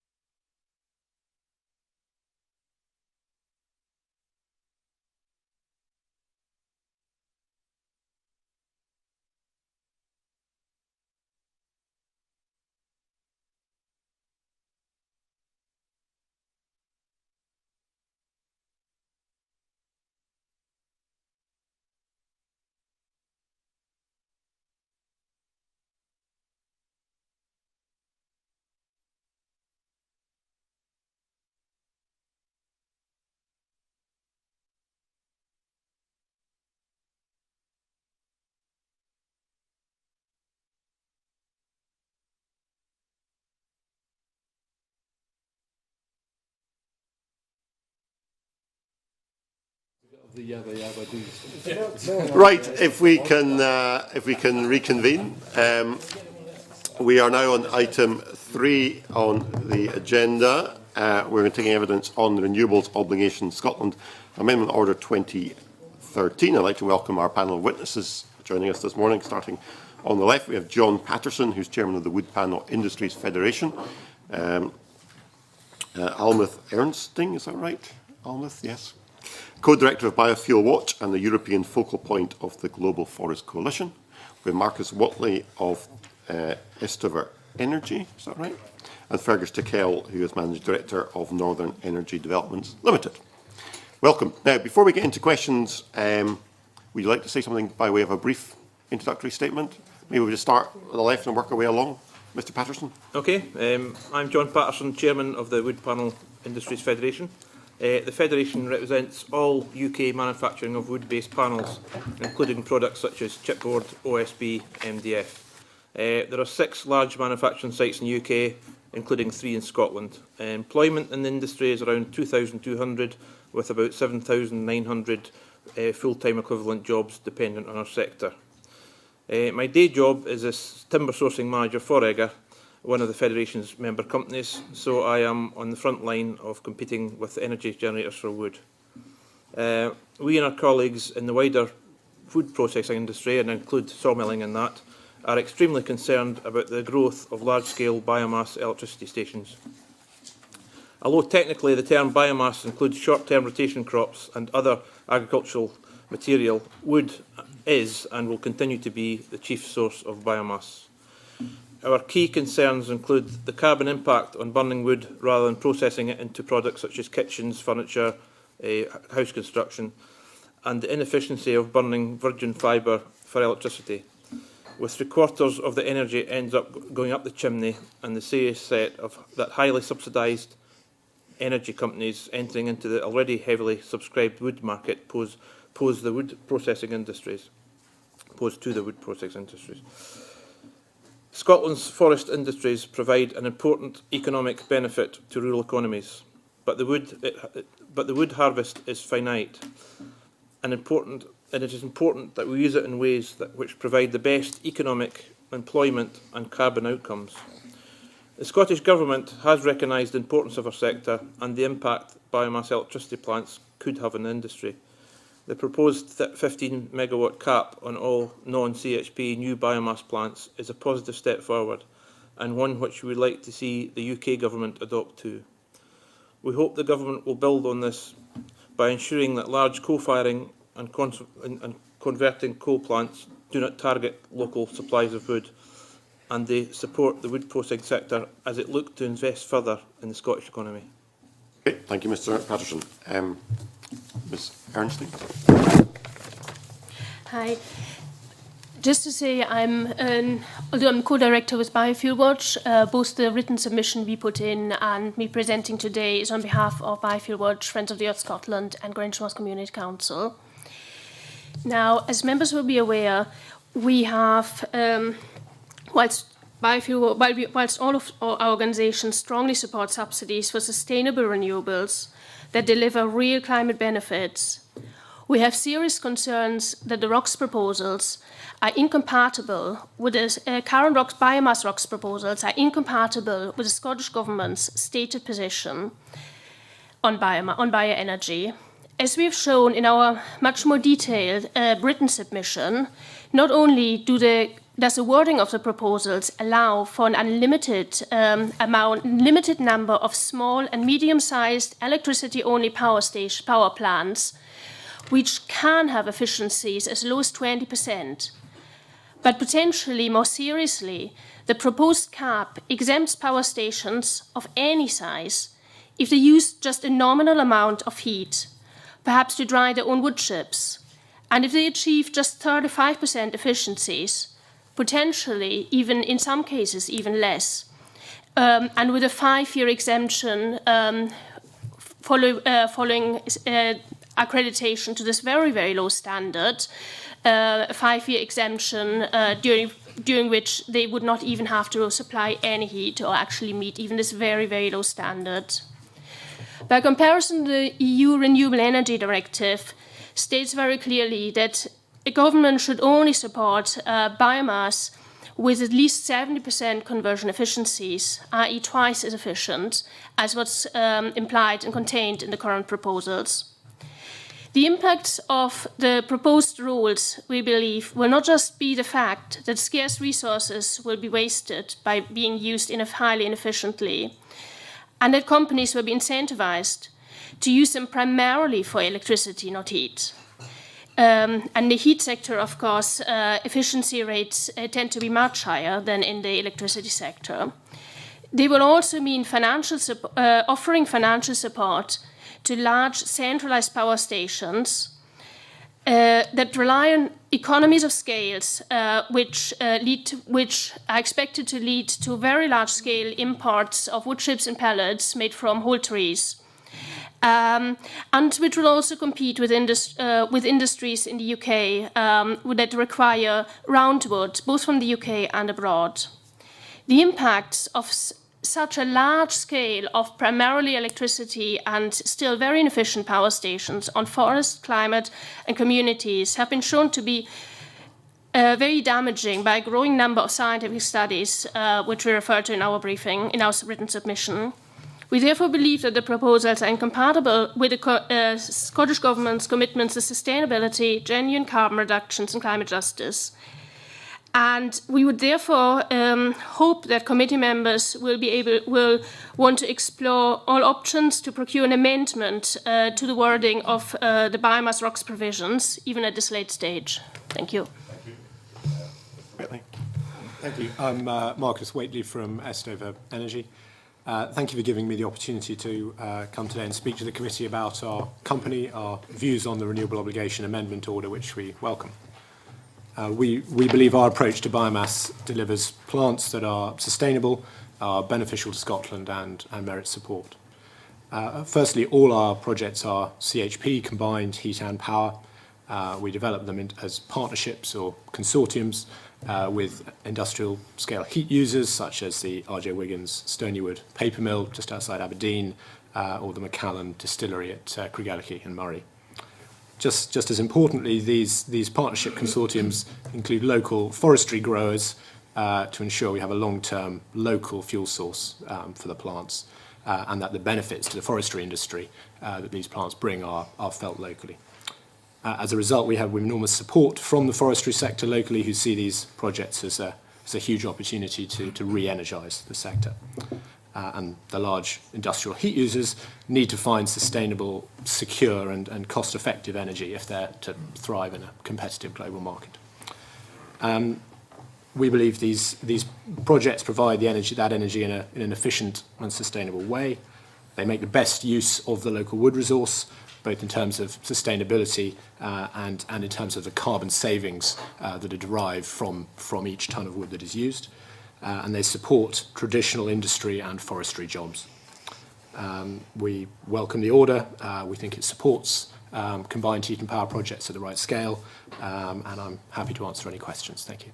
Okay, thank you. And Mr. Tickell. Yeah, I'm Fergus Tickell, Managing Director of Northern Energy Developments.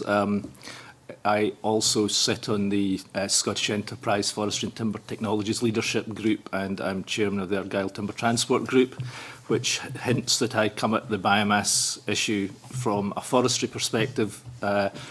We have 3 small to medium scale biomass projects consented, 2 in Argyll, 1 in the Central Highlands.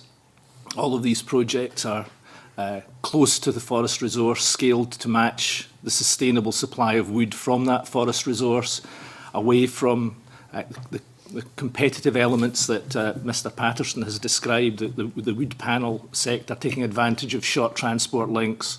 It's a well-established global rule of thumb that one should not move timber more than 50 kilometres on the back of a lorry for an energy project or you get into carbon deficit. We were very pleased to see the Scottish Government take heed of the concerns of the panel sector and perhaps the smaller renewable sector to cap the scale of projects that will receive support under the obligation. We think that the 15 megawatt cap is not unreasonable. In the consultation, we supported a 10 megawatt cap, which was the original proposal from the Scottish Government. We think this is the best way to balance the use of resources locally and sustainably with the development of the important development of the heat market throughout Scotland. I look forward to your questions. Okay, thank you. Thank you very much. So just before I bring other colleagues in, just so I'm clear, my understanding, Mr Patterson, Mr Watley and Mr Tickell, you're generally supportive of the order as it stands, and Mr Ernsting, you feel it's too lenient, effectively. Is that fair? Yeah. Okay, thank you. I'll bring in Alison Johnson. Thank you very much, Convener. In the submission from Estever Energy, it states that Estever believes there is a significant local oversupply of low-grade wood in northern Scotland and intends to use this to fuel these plants. I just wondered if that was a view shared by Mr Patterson. Thank you. Yes, well, I think we've got to be careful with some of the statistics, even though they're Forestry Commission statistics, in the fact that what we may be talking about here is biological availability versus what is economically available. We are, again, for the small-scale plants, we see it as a very important part of local rural economies, but to actually state there's been quite a lot of policy built on the fact there's this huge amount of wood available for various projects. I think we've got to be very careful, because my industry and the sawmilling industry, they've all got expansion plans eventually when the economy turns round, particularly house construction, and the amount that's been stated is available might actually not be quite the sum by a long way. Thank you. I've certainly heard in earlier presentations on biomass that almost every country that was intending to use it was intending importing wood from elsewhere. So is that the case? And if every country in the world that intends using biomass intends importing it, you'd think there must be a bit of an issue around that. I think both Mr Tickell and Mr Waitley wanted to come in, so would like to go first. Mr Tickell? Yeah, could I just say, I'm not acquainted with the position in the north of Scotland, but I'm very well acquainted with the wood supply position in the vicinity of the projects that we've developed. And just for clarity, as I say, 2 in Argyll, 1 in Mid-Argyll, 1 in Cowell, another near Killin, all using about 70,000 tonnes of green wood a year. All of that, because we've appointed a very well-respected independent forestry consultant to assess the potential available wood fuel within the catchment areas, and it's very, very clear from that work that there is a significant oversupply of material within those catchments. I think what Mr Patterson says in terms of caution is absolutely correct. One has to look at specific circumstances very, very carefully. What I would say about the position, particularly in Argyll, is that transport cost is a fundamental aspect of securing the volumes of material for these local projects.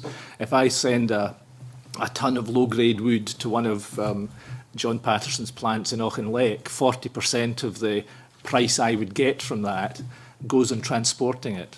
If one cuts those transport distances, you can pull much more currently unused wood out of the forest industry. And if I may, Convener, just give a very specific and rather extreme example of this. We're developing a 4th project on the island of Arran, where at the moment the Forestry Commission are forced to export timber by sea from the island over to Caledonian Paper and to Eggers plant at a very, very substantial loss.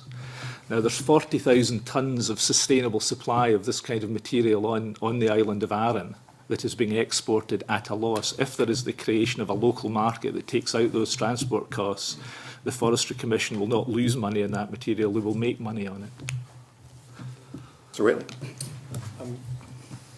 Yes, I don't want to get into the statistics in too much detail, but the forecasts in our submission are based on the Forestry Commission's production forecasts rather than the biological availability. So that was last year the Forestry Commission produced guess it was the sort of 13-year update to the Scottish availability. Thank you for clarifying that. Is there anything you want to come in? Yeah, just some general comments first, mainly is firstly on imports. You know, while not every country building a biomass industry is currently looking at imports, the UK as a whole has one of the most ambitious import plans worldwide. According to the Forestry Commission statistics, we already rely on 80% net imports of all wood and wood products used across the UK.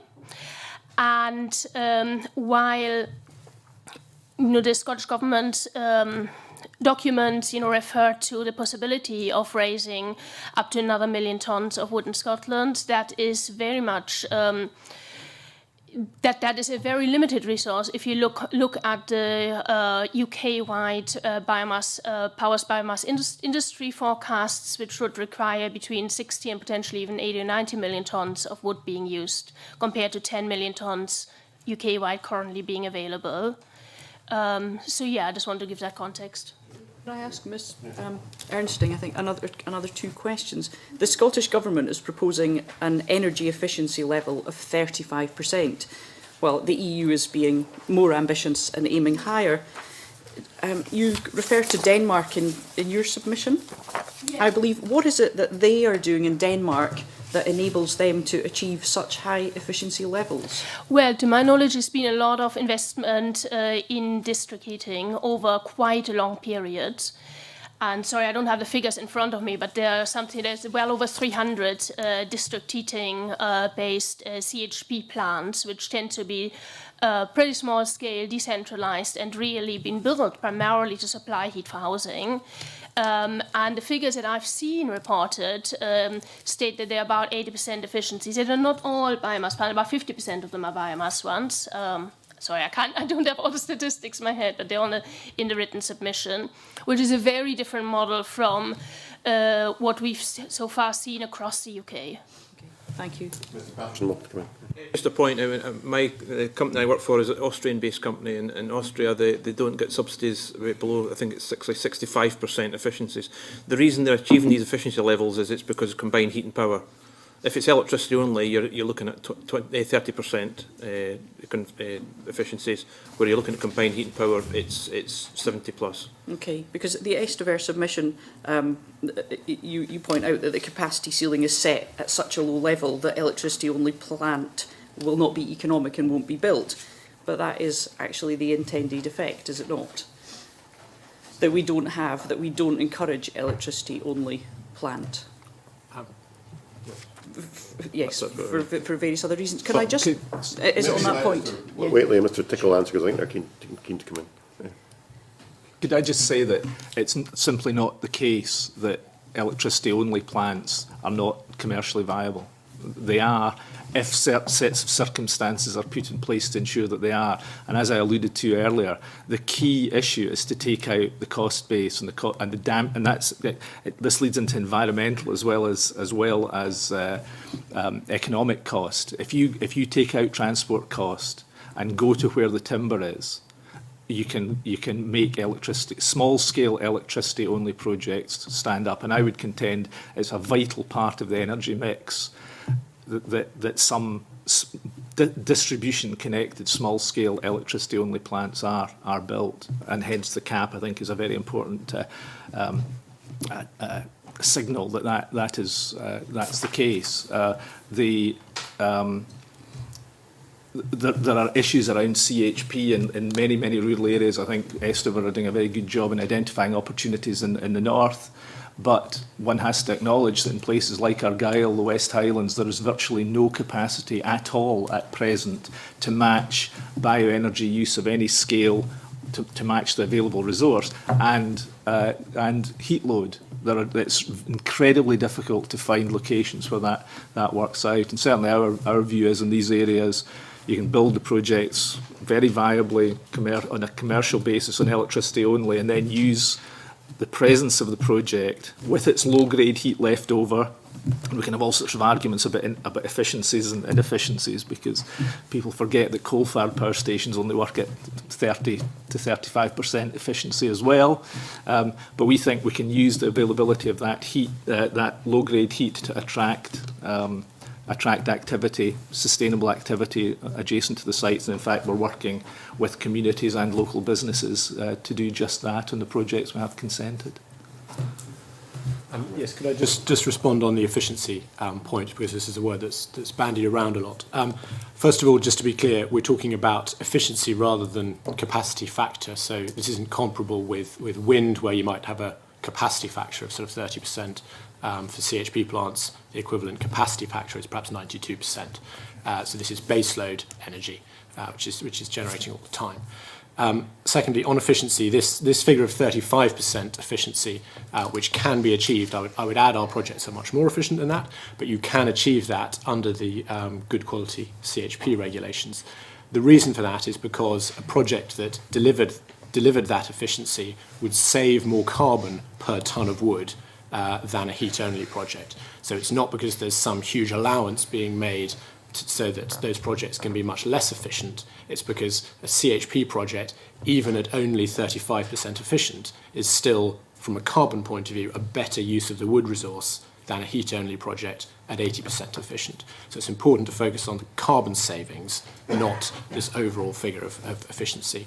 And the 70% figure from the EU is actually from a building regulations section of the EU Renewable Energy Directive, and which Article 13. No, it's 86. Yeah. Thank you. I think, obviously the committee's been. We're very keen as a committee to make sure that we do achieve our renewable heat target, and hence the focus on that. Can I ask one more question? In Biofuel Watch evidence, you say that unlimited amounts of coal firing and the conversion of coal power station units to biomass are to be subsidised regardless of efficiency levels. Is this a loophole in the legislation that we need to look at? Why is it the case that there'll be subsidy regardless of efficiency? Well, that is what the proposals say, basically. For co-firing and conversions, the Scottish Government proposes to simply adopt the current proposed ROCs rules by DEC. And that's what those foresee. Those foresee no standards, no efficiency standards of any sort. In England, there have been plans consented to convert coal power station capacity, which by itself will require 50 million pellets made from about 50 million tonnes of green wood to be burnt every single year, i.e. 5 times the entire UK's production.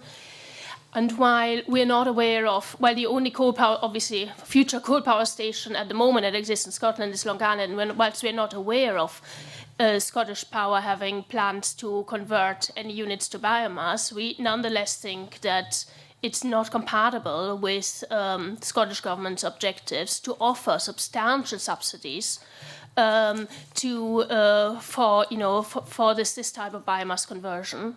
And also those were behind, those would, if it happened, be on a scale where they would be virtually entirely import reliant.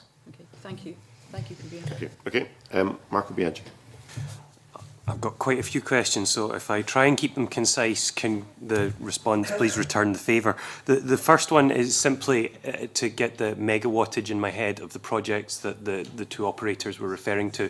Mr. Tickell, you referred to small-scale projects. What sort of megawattage are we talking about here? The 3 schemes we have consented are 5.5 megawatts electrical each. The smallest scheme we're developing is on Arran, which is just over 2 megawatts, and we have a 5th project in the pipeline that is likely to be in the sort of 8 to 10 megawatt range. And on Estover, the written submission mentioned 2 projects being developed in Macallan and Murray, and I won't even try to pronounce it, close to Aberdeen. What sort of megawattage are those? So the one in Murray, they're both consented. The one in Murray is about 12 megawatts, and the one at Aberdeen is about 15 megawatts as well. Okay, so that's very helpful, thank you. Now, looking at the Biofuel Watch submission, it seems to me that the main ask is around efficiency. Now, I understand that there's a request for 70% efficiency, and the current rules, as proposed, would require only 35%. Why is it that at 35% biomass is not environmentally friendly, but that if you up that efficiency to 70%, it suddenly is? Well, that's our efficiency is one of our concerns, but it's by no means the only one. And as we, previously, previously issued a briefing with various organizations, we really, we are concerned over unlimited power station size as well as we are over low efficiency levels. Those are two separate things. We have serious concerns about subsidizing unlimited large power stations. In reality, however, if you have something like 35% efficiency, then the model that encourages tends to be one of really large centralized power stations, which are the ones relying on imports. So there are direct links between the model that's chosen through efficiency levels and scale.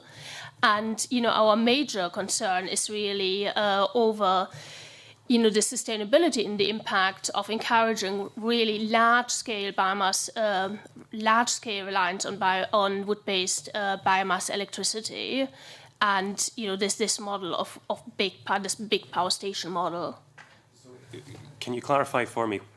Because I genuinely would like to try and get this in my head. Yeah. Why 10 small 70% efficient plants would be better than one large one of equivalent wattage, because you seem, I don't see why size is the issue. Okay, what we said before is that, the capping of the size, if you're looking at import reliance and really importing in bulk on ships, you are looking at large scale. It doesn't really make a huge amount of sense for small decentralized schemes. And if you're looking at the applications that do that, they are ones primarily at or near ports that are seeking to do that. And they are very, very different model to something that's 70% efficient, primarily built for heat delivery, genuine CHP. So we have concerns over the lack of a cap for even efficient ones, but we have concerns over the efficiency ratings. Just perhaps it would be helpful to the member to know that we've looked at issues around scale and timber transport, and why are projects that are small and localised better. Our estimates are that each of our projects would theoretically, if the wood was to go to centralised power stations, go to our projects rather than centralised energy projects, we're effectively taking just under 400,000 lorry kilometres per year from the public roads per project. And that is an enormously significant contribution to sustainability and the economic performance of the Scottish rural economy, actually. Can I ask another question? Mr. Patterson, I think, wanted to just make a brief comment, if you would, Mr. Patterson. Yeah, just a brief comment on that. We would agree with that. The Panel Federation's concern is over the large scale. Talking about the 35%, yes, we would agree again that could mean a large electricity producer producing a little bit of heat as well. And that scale, although it's predicated on imports, that all the companies are still talking about taking 10 to 20% of domestic timber as well. Now, on the scale they're talking about, that is a massive amount of timber, and that could, we see it as it could lead to displacement of our industry. And just to say that our industry presently is the largest producer of renewable heat energy. I think we produce about 2.4 terawatt per annum, and there could be a case of actually displacing that amount of renewable heat with the demise of our industry. To move on to a slightly different question, again a technical one and one that I asked before to the Minister, how should we consider the carbon emissions of biomass? Because the government has a decarbonisation target to come down to 50 grams of CO2 equivalent per kilowatt hour. Should we consider biomass to be zero carbon or some other number? Take it away, anyone. Mr. Tickell. Could I just say, from a forestry perspective, forestry has been recognised as one of the key contributors to the carbon issue, carbon sequestration and storage. It's been alluded to by Mr. Patterson about long-term locking up of carbon in wood products that are used for building and so on. The members should realise that forestry is one of the most regulated industries in Scotland, indeed in the UK. There is a requirement to replant almost every area of woodland that is felled. So there is, although carbon is clearly produced during the process of felling, of harvesting, moving the wood, and then turning it into a product, whether that's energy or furniture. But there is immediate resequestration of carbon released from wood energy projects, heat or combined heat and power or electricity. So it's a very short-term, theoretically a very short-term carbon cycle rather than utilisation of long-term carbon sinks like hydrocarbons. Okay. Mr. Patterson? But I would add, of course, when you're comparing the use of wood for energy or putting wood into a product for carbon sequestration, for instance, for the actual, it's never been judged in that case. I mean, the argument is about the carbon debt could be 50 years before we get the carbon debt back if we're burning it. Okay, Ms. Armstrong. Yeah, with carbon debt, I also wanted to mention, there's a really large and growing number of studies which, ought to be reflected in carbon accounting, and which shows that, the absolute urgency of taking account of this carbon debt, and that especially if wood from whole trees, i.e. trees locked for that purpose, are being burned, that is in the order of decades, in some cases potentially even centuries. And of course, climate scientists are showing that carbon emissions and carbon levels really have to be brought down very, very soon to avoid the worst impact of climate change. And secondly, also that there is, if you're creating a very unsustainable demand for wood, you can have the likely result is going to be very similar to that of biofuels, which is could be leading to further intensive logging, destructive logging practices, and permanent land use change worldwide, which would result in quite significant overall emissions too. Yes, so just on those 2 points on the carbon emissions side, obviously it depends what you're comparing it to. If we're looking at forest residue that in many cases in Scotland is simply left on the ground or burnt where it is in order to clear the site, it must be better to burn it to generate energy rather than to burn it left where it is. There's frankly no question that anybody would be burning saw logs that would go to a sawmill and sort of whole tree harvesting in Scotland. It's an incredibly well-regulated industry, but frankly, they can't be afforded. Saw log prices are much higher than the low-grade wood prices, so just commercially. The carbon calculation figures for what if you cleared huge swathes of saw log forestry and burnt them all are irrelevant. We're talking about the calculations for the waste from the process, the residue from the process, which otherwise is going to waste or is not being managed at all, which is acknowledged by the forest industry to be hugely beneficial. And just on the second point, why shouldn't we build one large project rather than 10 small ones? It comes down to the heat load. We're looking for uses for the heat. Bluntly, we make more money from selling heat than we do from selling electricity within a CHP plant. So if we can find good heat loads, like at the Macallan and at RJ Wiggins, you then size the project appropriately to give the right balance of heat and electricity. To build something 10 times as large, you would need a vast heat load, which we don't have. The environmental credentials of a project I was quite familiar with and that was proposed in Leith, near my constituency, had stated that the fuel for that would comprise mostly virgin wood chip or pellet.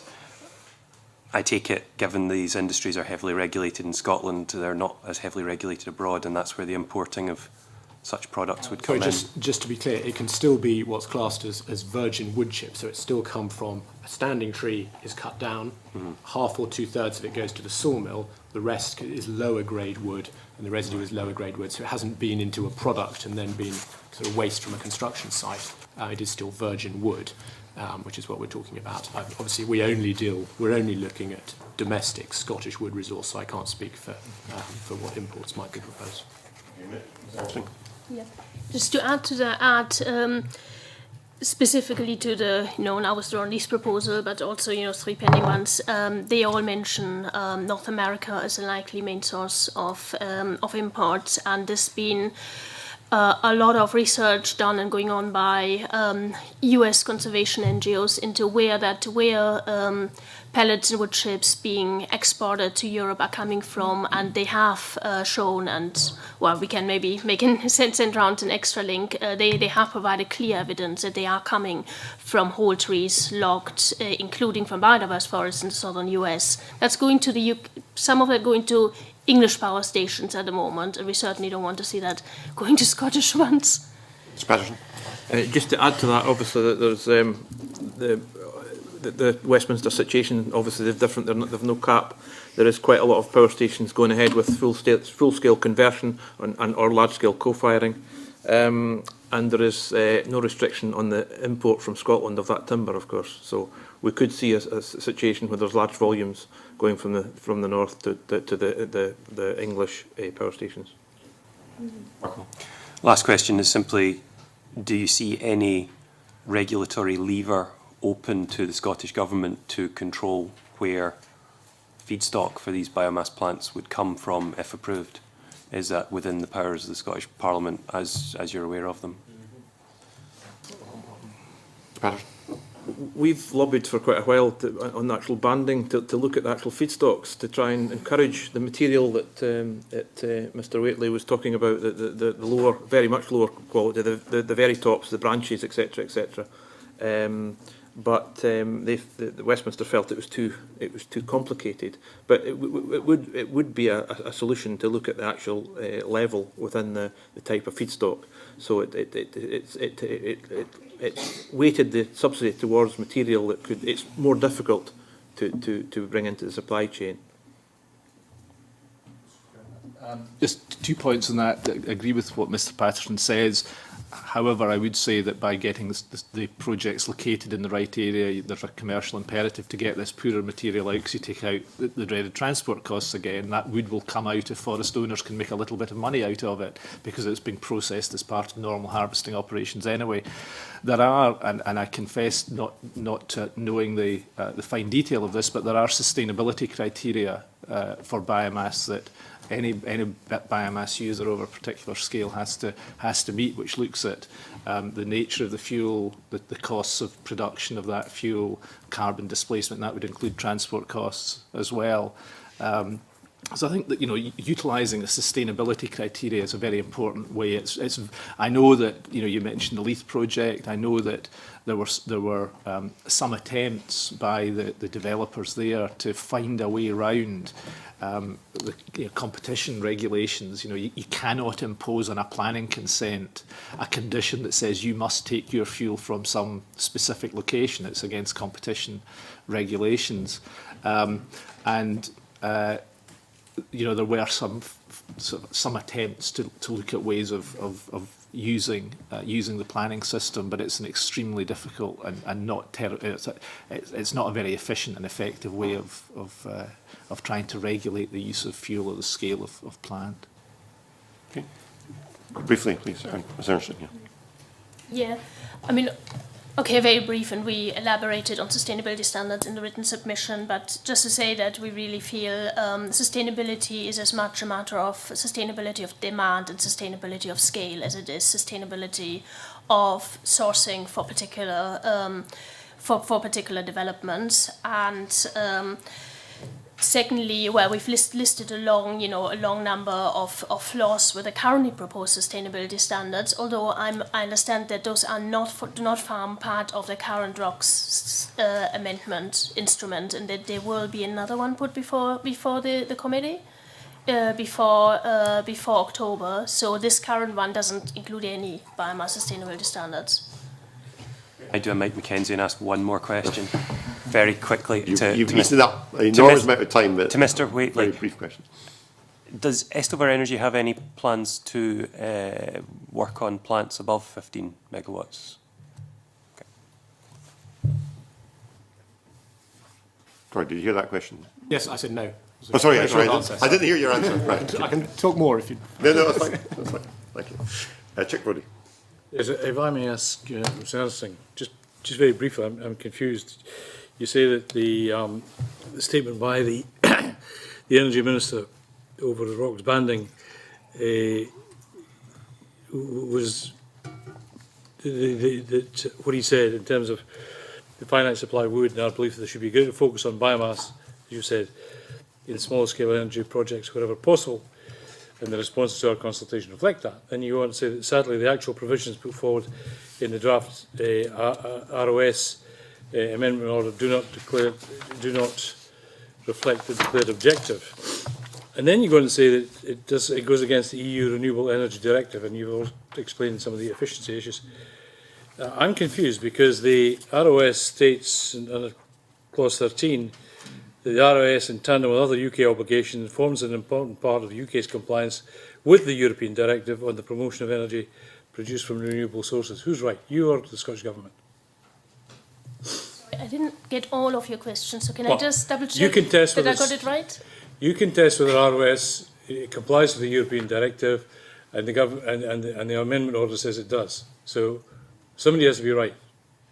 Well, the ROS certainly, there's one question is, does it work towards the UK meeting its renewable energy target in general? And we have to be aware that the EU currently has no sustainability or greenhouse gas mandatory greenhouse gas and sustainability standards agreed. That is under discussion by the European Commission. They're not part of the RED.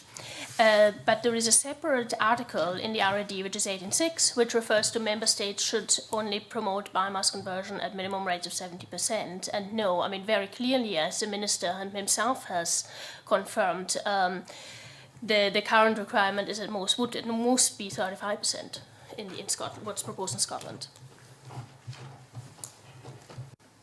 Thank you. Okay. Right, thank you. Okay, Rhoda Grant. Thank you. Can I ask the panel about the ceiling for electricity-only biomass, because that's one of the things in the order. The government consulted on a 10 megawatts electricity-only ceiling, and that was moved to 15 when the order was laid. From my reading of the consultation process, very few people asked for an increase from the 10 megawatts. Can you tell me whether you welcome the increase from 10 megawatts, or what would be the thinking behind it when most of the consultation responses either said 10 megawatts or lower? Well, I have to say that I, in my response to the original consultation, welcomed the 10 megawatt cap. My belief is that that is an appropriate scale for electricity-only plants that aspire to use only fuel from a specific and limited catchment area of something like 50 kilometres, which, as I stated earlier, is the limit for moving such material before you start getting into carbon issues. I would rather have a 15 megawatt cap than no cap at all, but I personally would have been happy had the 10 megawatt cap stayed. I can't speak for the government, obviously, on why that was subsequently increased to 15, but a cap at that level is better than no cap at all. So we think that the 15 megawatt cap is the right level. The main problem we see is that we think the cap on the size for electricity only is de facto a cap on the size of a CHP project. Because the way that the financiers and the banks look at these projects is what happens if there's an interruption to the heat load, the heat demand for a project. The project makes less money, so we don't want that to happen. But if we were in a situation where we built a CHP project that was perfectly sized for a larger heat load, the bank would say, well, what happens if there's an interruption or the heat load disappears? It then reverts to being an electricity-only project and therefore loses all its support under the proposal. So we and the Macallan and R.J. Wiggins have said, look, these projects that we're proposing as CHP, if they're CHP but over the cap size, then we won't be able to build them at all. And we very strongly believe that that's the case. And so a 15 megawatt cap for electricity only allows us to build these 15 megawatt CHP plants. Question on that, because I don't have it in front of me, but my recollection was that it allowed for an interruption for heat, and I think there was it was years rather than weeks or months that interruption was allowed. Yes, there is a process in the order which allows for up to 5 years for a replacement heat user to be found. Our view is that doesn't actually help us. It's nice to know that there is general support for CHP, but from a financing point of view, it's based on the 20-year support from the renewable obligation. If the financiers look at it and say, actually, it's viable only with 5 years of support, well, clearly it's not viable with only 5 years of support. And the problem is in the locations we're looking at, if there's a problem with Macallan, there's very little else that we could do in that area to use the heat load. But could that not be used as a loophole for electricity only at 15 megawatts? Or beyond 15 megawatts? Well, our view, where we slightly differ with Fergus, is that electricity only. Actually, we do differ. Electricity only, we think, is viable in specific remote locations where there aren't heat loads. I mean, we're not looking at projects in Argyll. There aren't the right industrial heat loads to make the best use of the wood resource there. You probably do need to look at electricity only. So, for us, why would anybody build an electricity only plant near a CHP plant, which is clearly a better project? I think the loophole is only there if CHP becomes impossible for some reason. Briefly, Mr. Tickel. Very briefly, just to supplement this and just to clarify something, it's more expensive per megawatt to build a CHP plant that is designed and dedicated to say, supply Macallan distillery. It's a more expensive process. The equipment is more technologically difficult to match heat and electricity supply. So that's why for our sorts of projects, you can build them smaller if you go to the correct location, and why I took the view that a 10 megawatt cap for our kinds of projects where you're building them in electricity but then hoping to develop heat load afterwards, you can build them at that scale. It's more expensive to build a dedicated CHP plant adjacent to an existing heat user. Ernst? Well, there was a question about the 10 megawatt cap or 50 megawatt cap, and obviously, I mean, with it, as I mentioned right at the beginning, Biomass electricity-only power stations can have efficiencies as low as 20%, which means that 80% of the energy contained in a scarce resource is being wasted entirely as uncaptured heat. And we really don't think that such inefficient use of biomass should be supported, and we certainly should be subsidised. And we certainly were quite concerned to see the cap raised even further. But then, as I say, our big concern is that even where the cap applies, the requirements are still extremely weak. Really, we probably agree with Fergus's point that when it was a 10 megawatt cap, we were happy enough. Then it was raised to 15, but again, at least it's a cap, and we're happy with that cap. But we would have some concerns over the efficiencies as well. And at the larger scale, 35%, and suddenly there was no heat market, it could mean a large electricity generating plant burning a lot of wood inefficiently. Point, Rodriguez, check what's going with a quick supplementary. Just if I may ask, probably Mr. Whately and Mr. Tickel, one of the big concerns we had in the renewables report was talking about planning. We had a very illuminating conversation this morning. How au fait are the planning people with these demands in terms of the obligations, but also generally in terms of how they approach biomass plants, whether 10 megawatts, 15 megawatts, 12 megawatts. What's the view? I would say that the planners are very au fait. Probably they're made au fait with the requirements thanks to the efforts of some of my colleagues on the panel. It does mean we're held very closely to account through the planning process on exactly what projects have been designed and why and at what scale. Can I just add to that? We've had generally very good relations with planning authorities. The two projects we consented in Argyll were very good planning officials who understood the projects well. I have to say that we had a very bad experience in Highland Council's area with one project for which we did not get consent, and it was probably the worst planning experience I've had in 30 years of undertaking planning applications of one sort or another.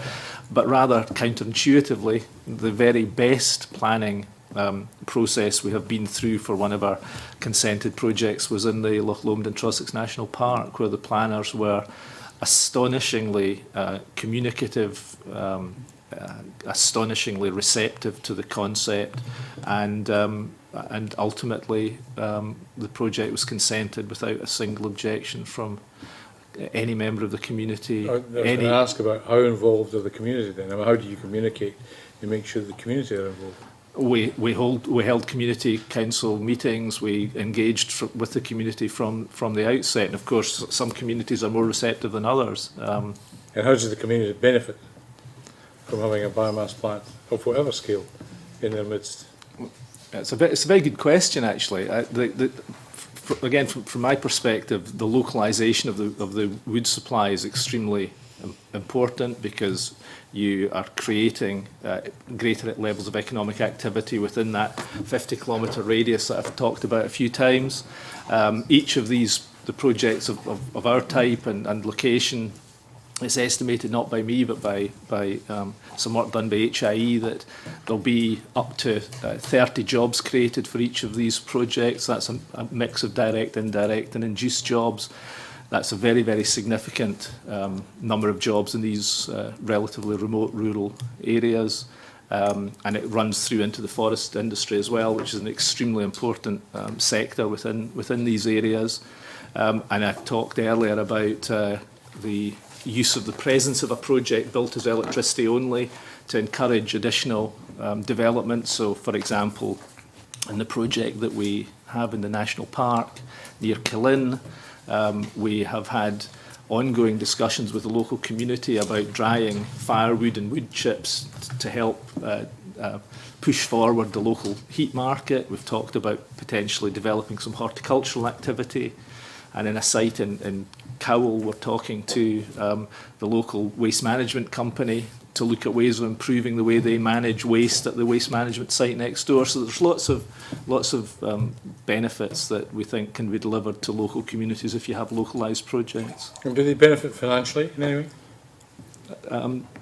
That's not something we've actually been asked. It's interesting that most of the local communities are interested in sustainable economic development rather than a simple cash handout. We've never been asked for one, is the honest truth. I know that happens in the wind sector as a matter of routine now, but there's a handout's a rather unfortunate phrase, which has been discussed with some of the developers. I mean, do they actively? Is there any thought being given to them having a participation, even an equity participation in these?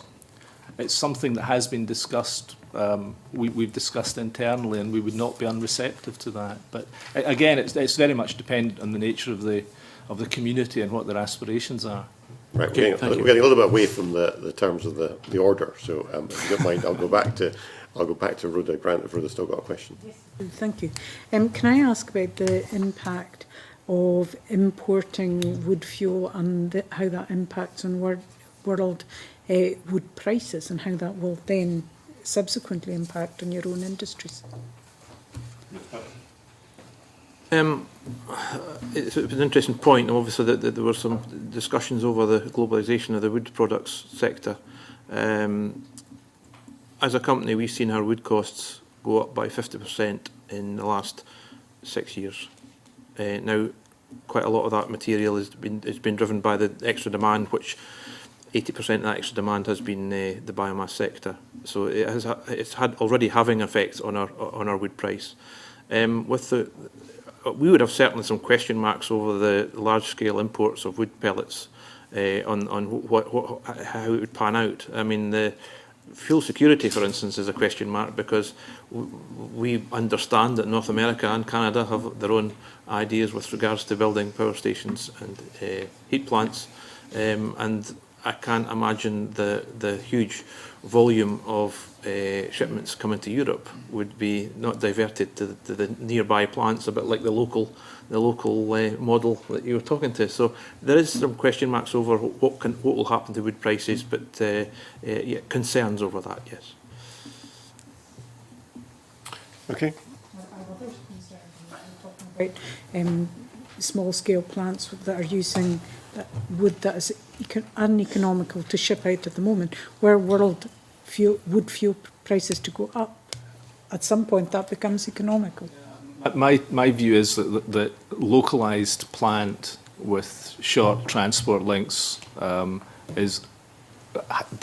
delivers a built-in competitive advantage that will be there in perpetuity. And I think it's worth noting that, as John just said, much of the world trade in wood for energy is in the form of pellets, and there is no indication at all that much of the wood that we would be utilising, the kind of lowest grade material from our forest sector, could be or would be turned into wood pellets. There is a burgeoning pellet sector in Scotland, producing about, I think last figures were round about 250,000 tonnes of wood pellets a year, and of that something like 18,000 tonnes are being used in Scotland. The rest are being already exported. So there's, in terms of developing the local heat market using pellets, it would seem to me that there's no supply restrictions on the development of that process. The pellets are there.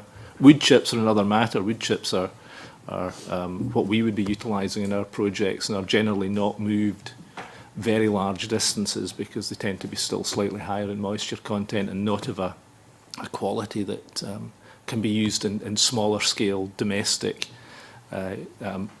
house scale energy systems, or indeed used for co-firing in very large projects like Drax or indeed Longannet, if it was to go that direction.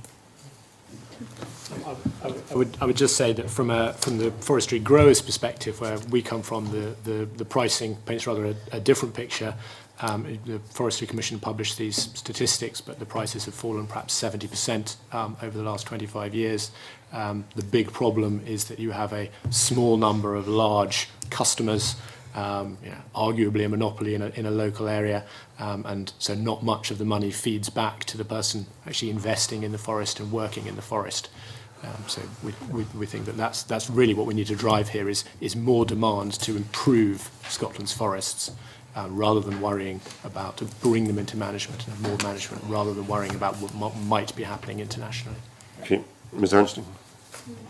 About the global market impacts, as our name says, we were originally primarily concerned over biofuels, and years ago, because the biofuel commodity market developed earlier than the global biomass traded market, and what we've seen in that is that with the rise of really massive new global biofuel commodity market, the actual knock-on effect on other industries and other markets, including global food prices, has been, I would say, more severe than anything anybody I know of expected back in, say, 2005, 2006 when we started.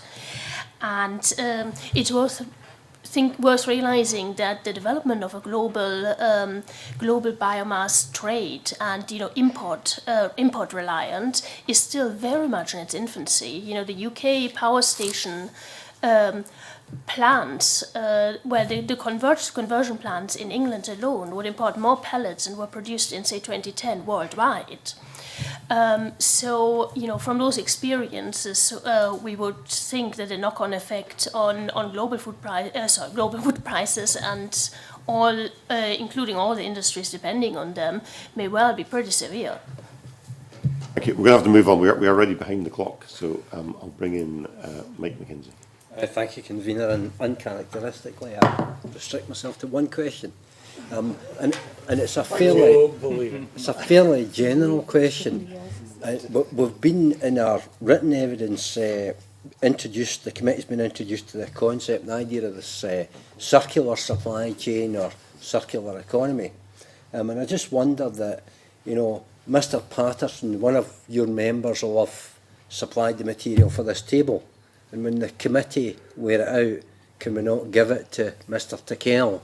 And therefore, I mean, you know, I don't think that goes on to any great degree at the moment, but is there a possibility for that in the future? So you get first dibs and then he gets it next? Yeah, we're supporters of the hierarchy of wood. If the wood can be used in a product, and then eventually, I would say maybe not the first time round, we'd maybe like to recycle it into another new wood product, but eventually, yes, it used as a fuel wood. We've always been supporters of the hierarchy of wood and the final use being in energy or thermal.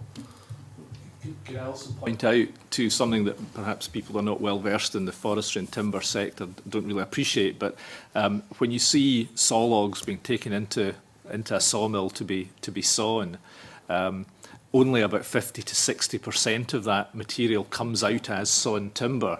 There's also a whole range of what are known as co-products in the form of bark, chips, sawdust that currently John Patterson's members make a great deal of use of. It's also material that can be used for the energy sector.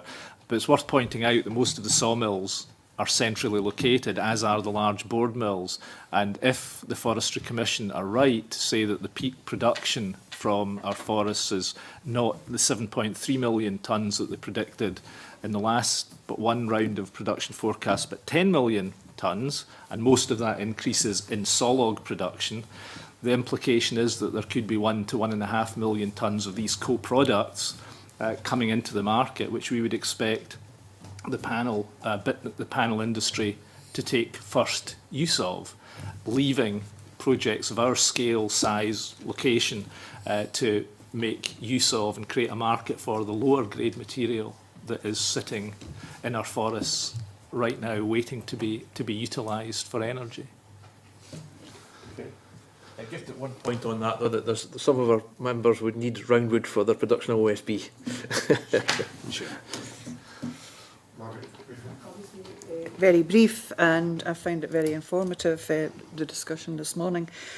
Could I just perhaps ask the witnesses, I presume they've all commented on the ROS, so did they make any comments on the other aspects that are involved in this?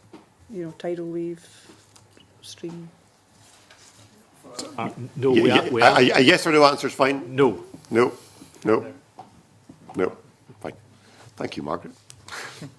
I've got one last question we've not covered. I just want to ask, if I can. We were talking earlier, I think, Mr. Patterson, you mentioned this, that these restrictions will come in and apply in Scotland only, and in the rest of the UK there's no similar restrictions.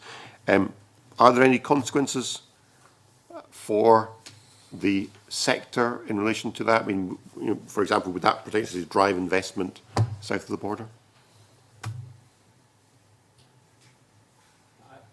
I think there are potential consequences. I mean, we have the good fortune, I guess, of having relatively poor infrastructure for bulk movement of timber or any other product from the west coast of Scotland, where our forests are. My biggest concern would be the movement of the co-products I mentioned just a few moments ago, south of the border, allowing England and Wales to meet its targets using primary product from Scotland, when that material could and should be much more effectively used for energy and for the panel sector, would be much more effectively kept in Scotland and add value here rather than it being transported at cost to add value somewhere else. Sure. John? I think in the south, we're talking about investment. It's going to be predominantly in conversion of existing coal plants. I would say, John, one of your members is putting in a project that will need 500,000 tonnes a year of wood to burn for energy at Workington in Cumbria. So that's obviously in England. It will draw on Scottish resource. It's going ahead anyway. But I think the answer is to encourage the right scale of local projects, combined heat and power, of course, but which support industry. And so if you've got the right local projects, then they use the local resource. Transport distance costs money. It's obviously everyone is incentivized to use a local resource, and then you support everything in the right areas. And if things can be taken 200 miles on a lorry, then they're always going to do that if the incentives are wrong. But if we have the right incentives, as we've got here, then we should be okay. Ms. Armstrong?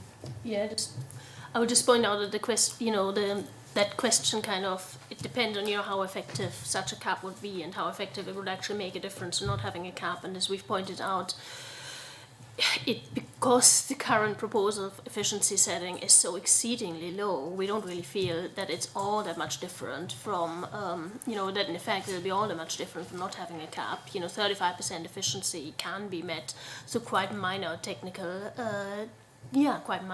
investments. It's just not such a big difference to not having a cap. Okay. I think we'll have to call a halt there. Thank you very much. It's been very helpful to the committee, and I'm grateful to you for coming along. At this point, we'll have a short suspension just to allow the witnesses to leave.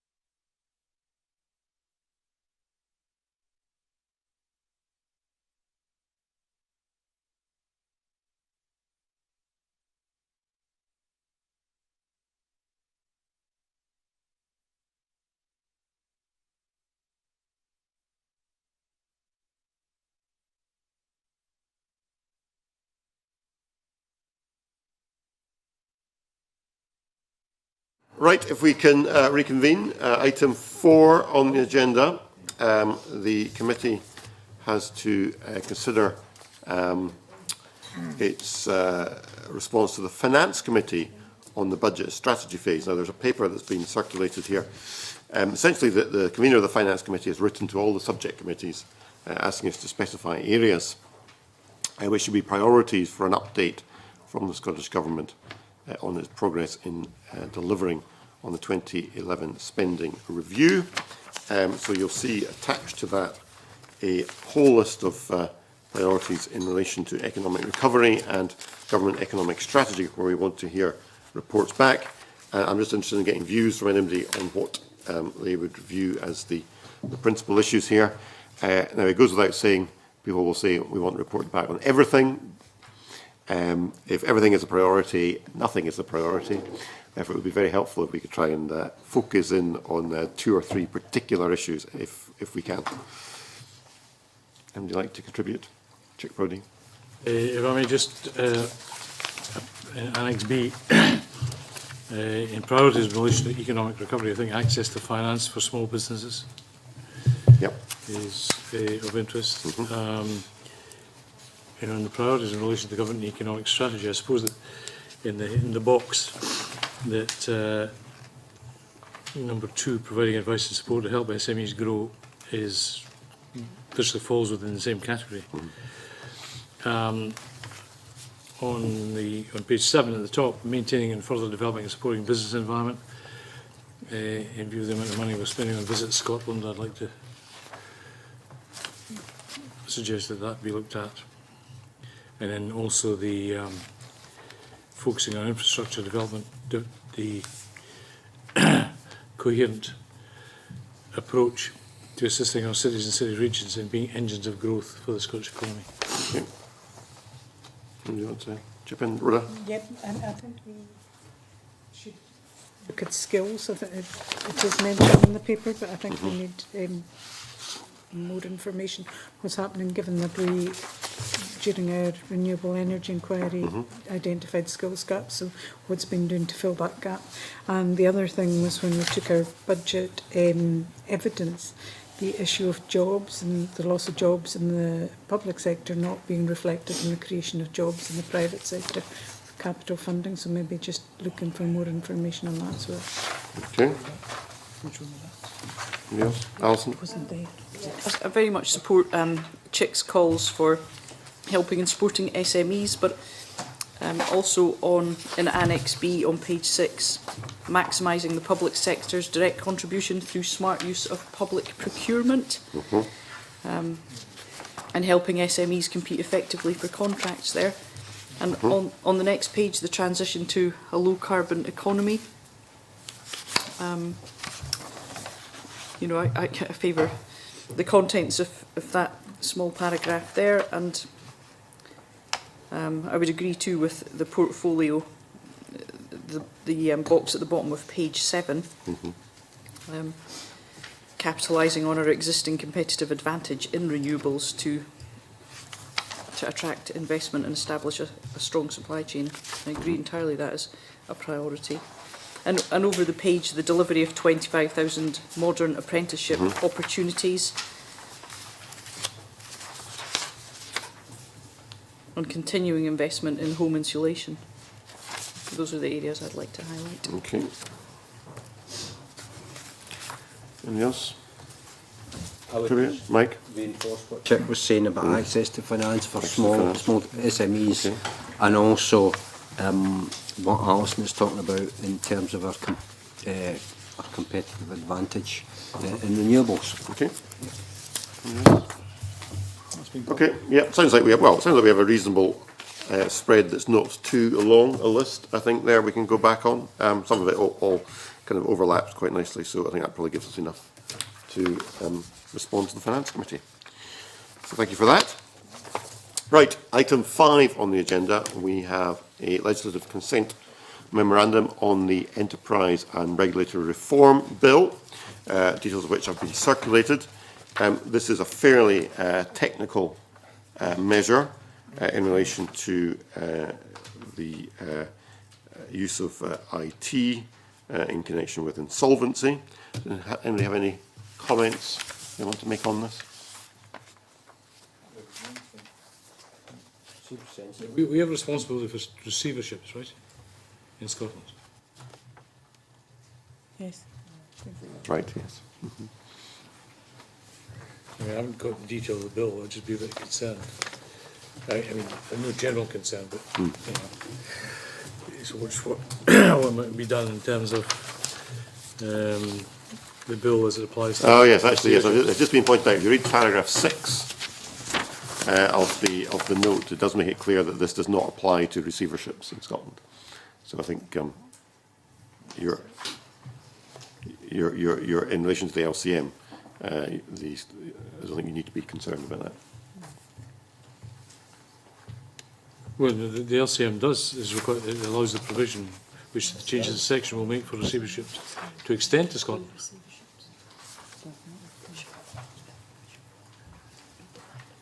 That's the whole point of it, surely. No, sorry. Sorry, I'm just talking complete rubbish there. And, yes, you are. Yes. That's all right. Okay. Before you say it, not for the first time.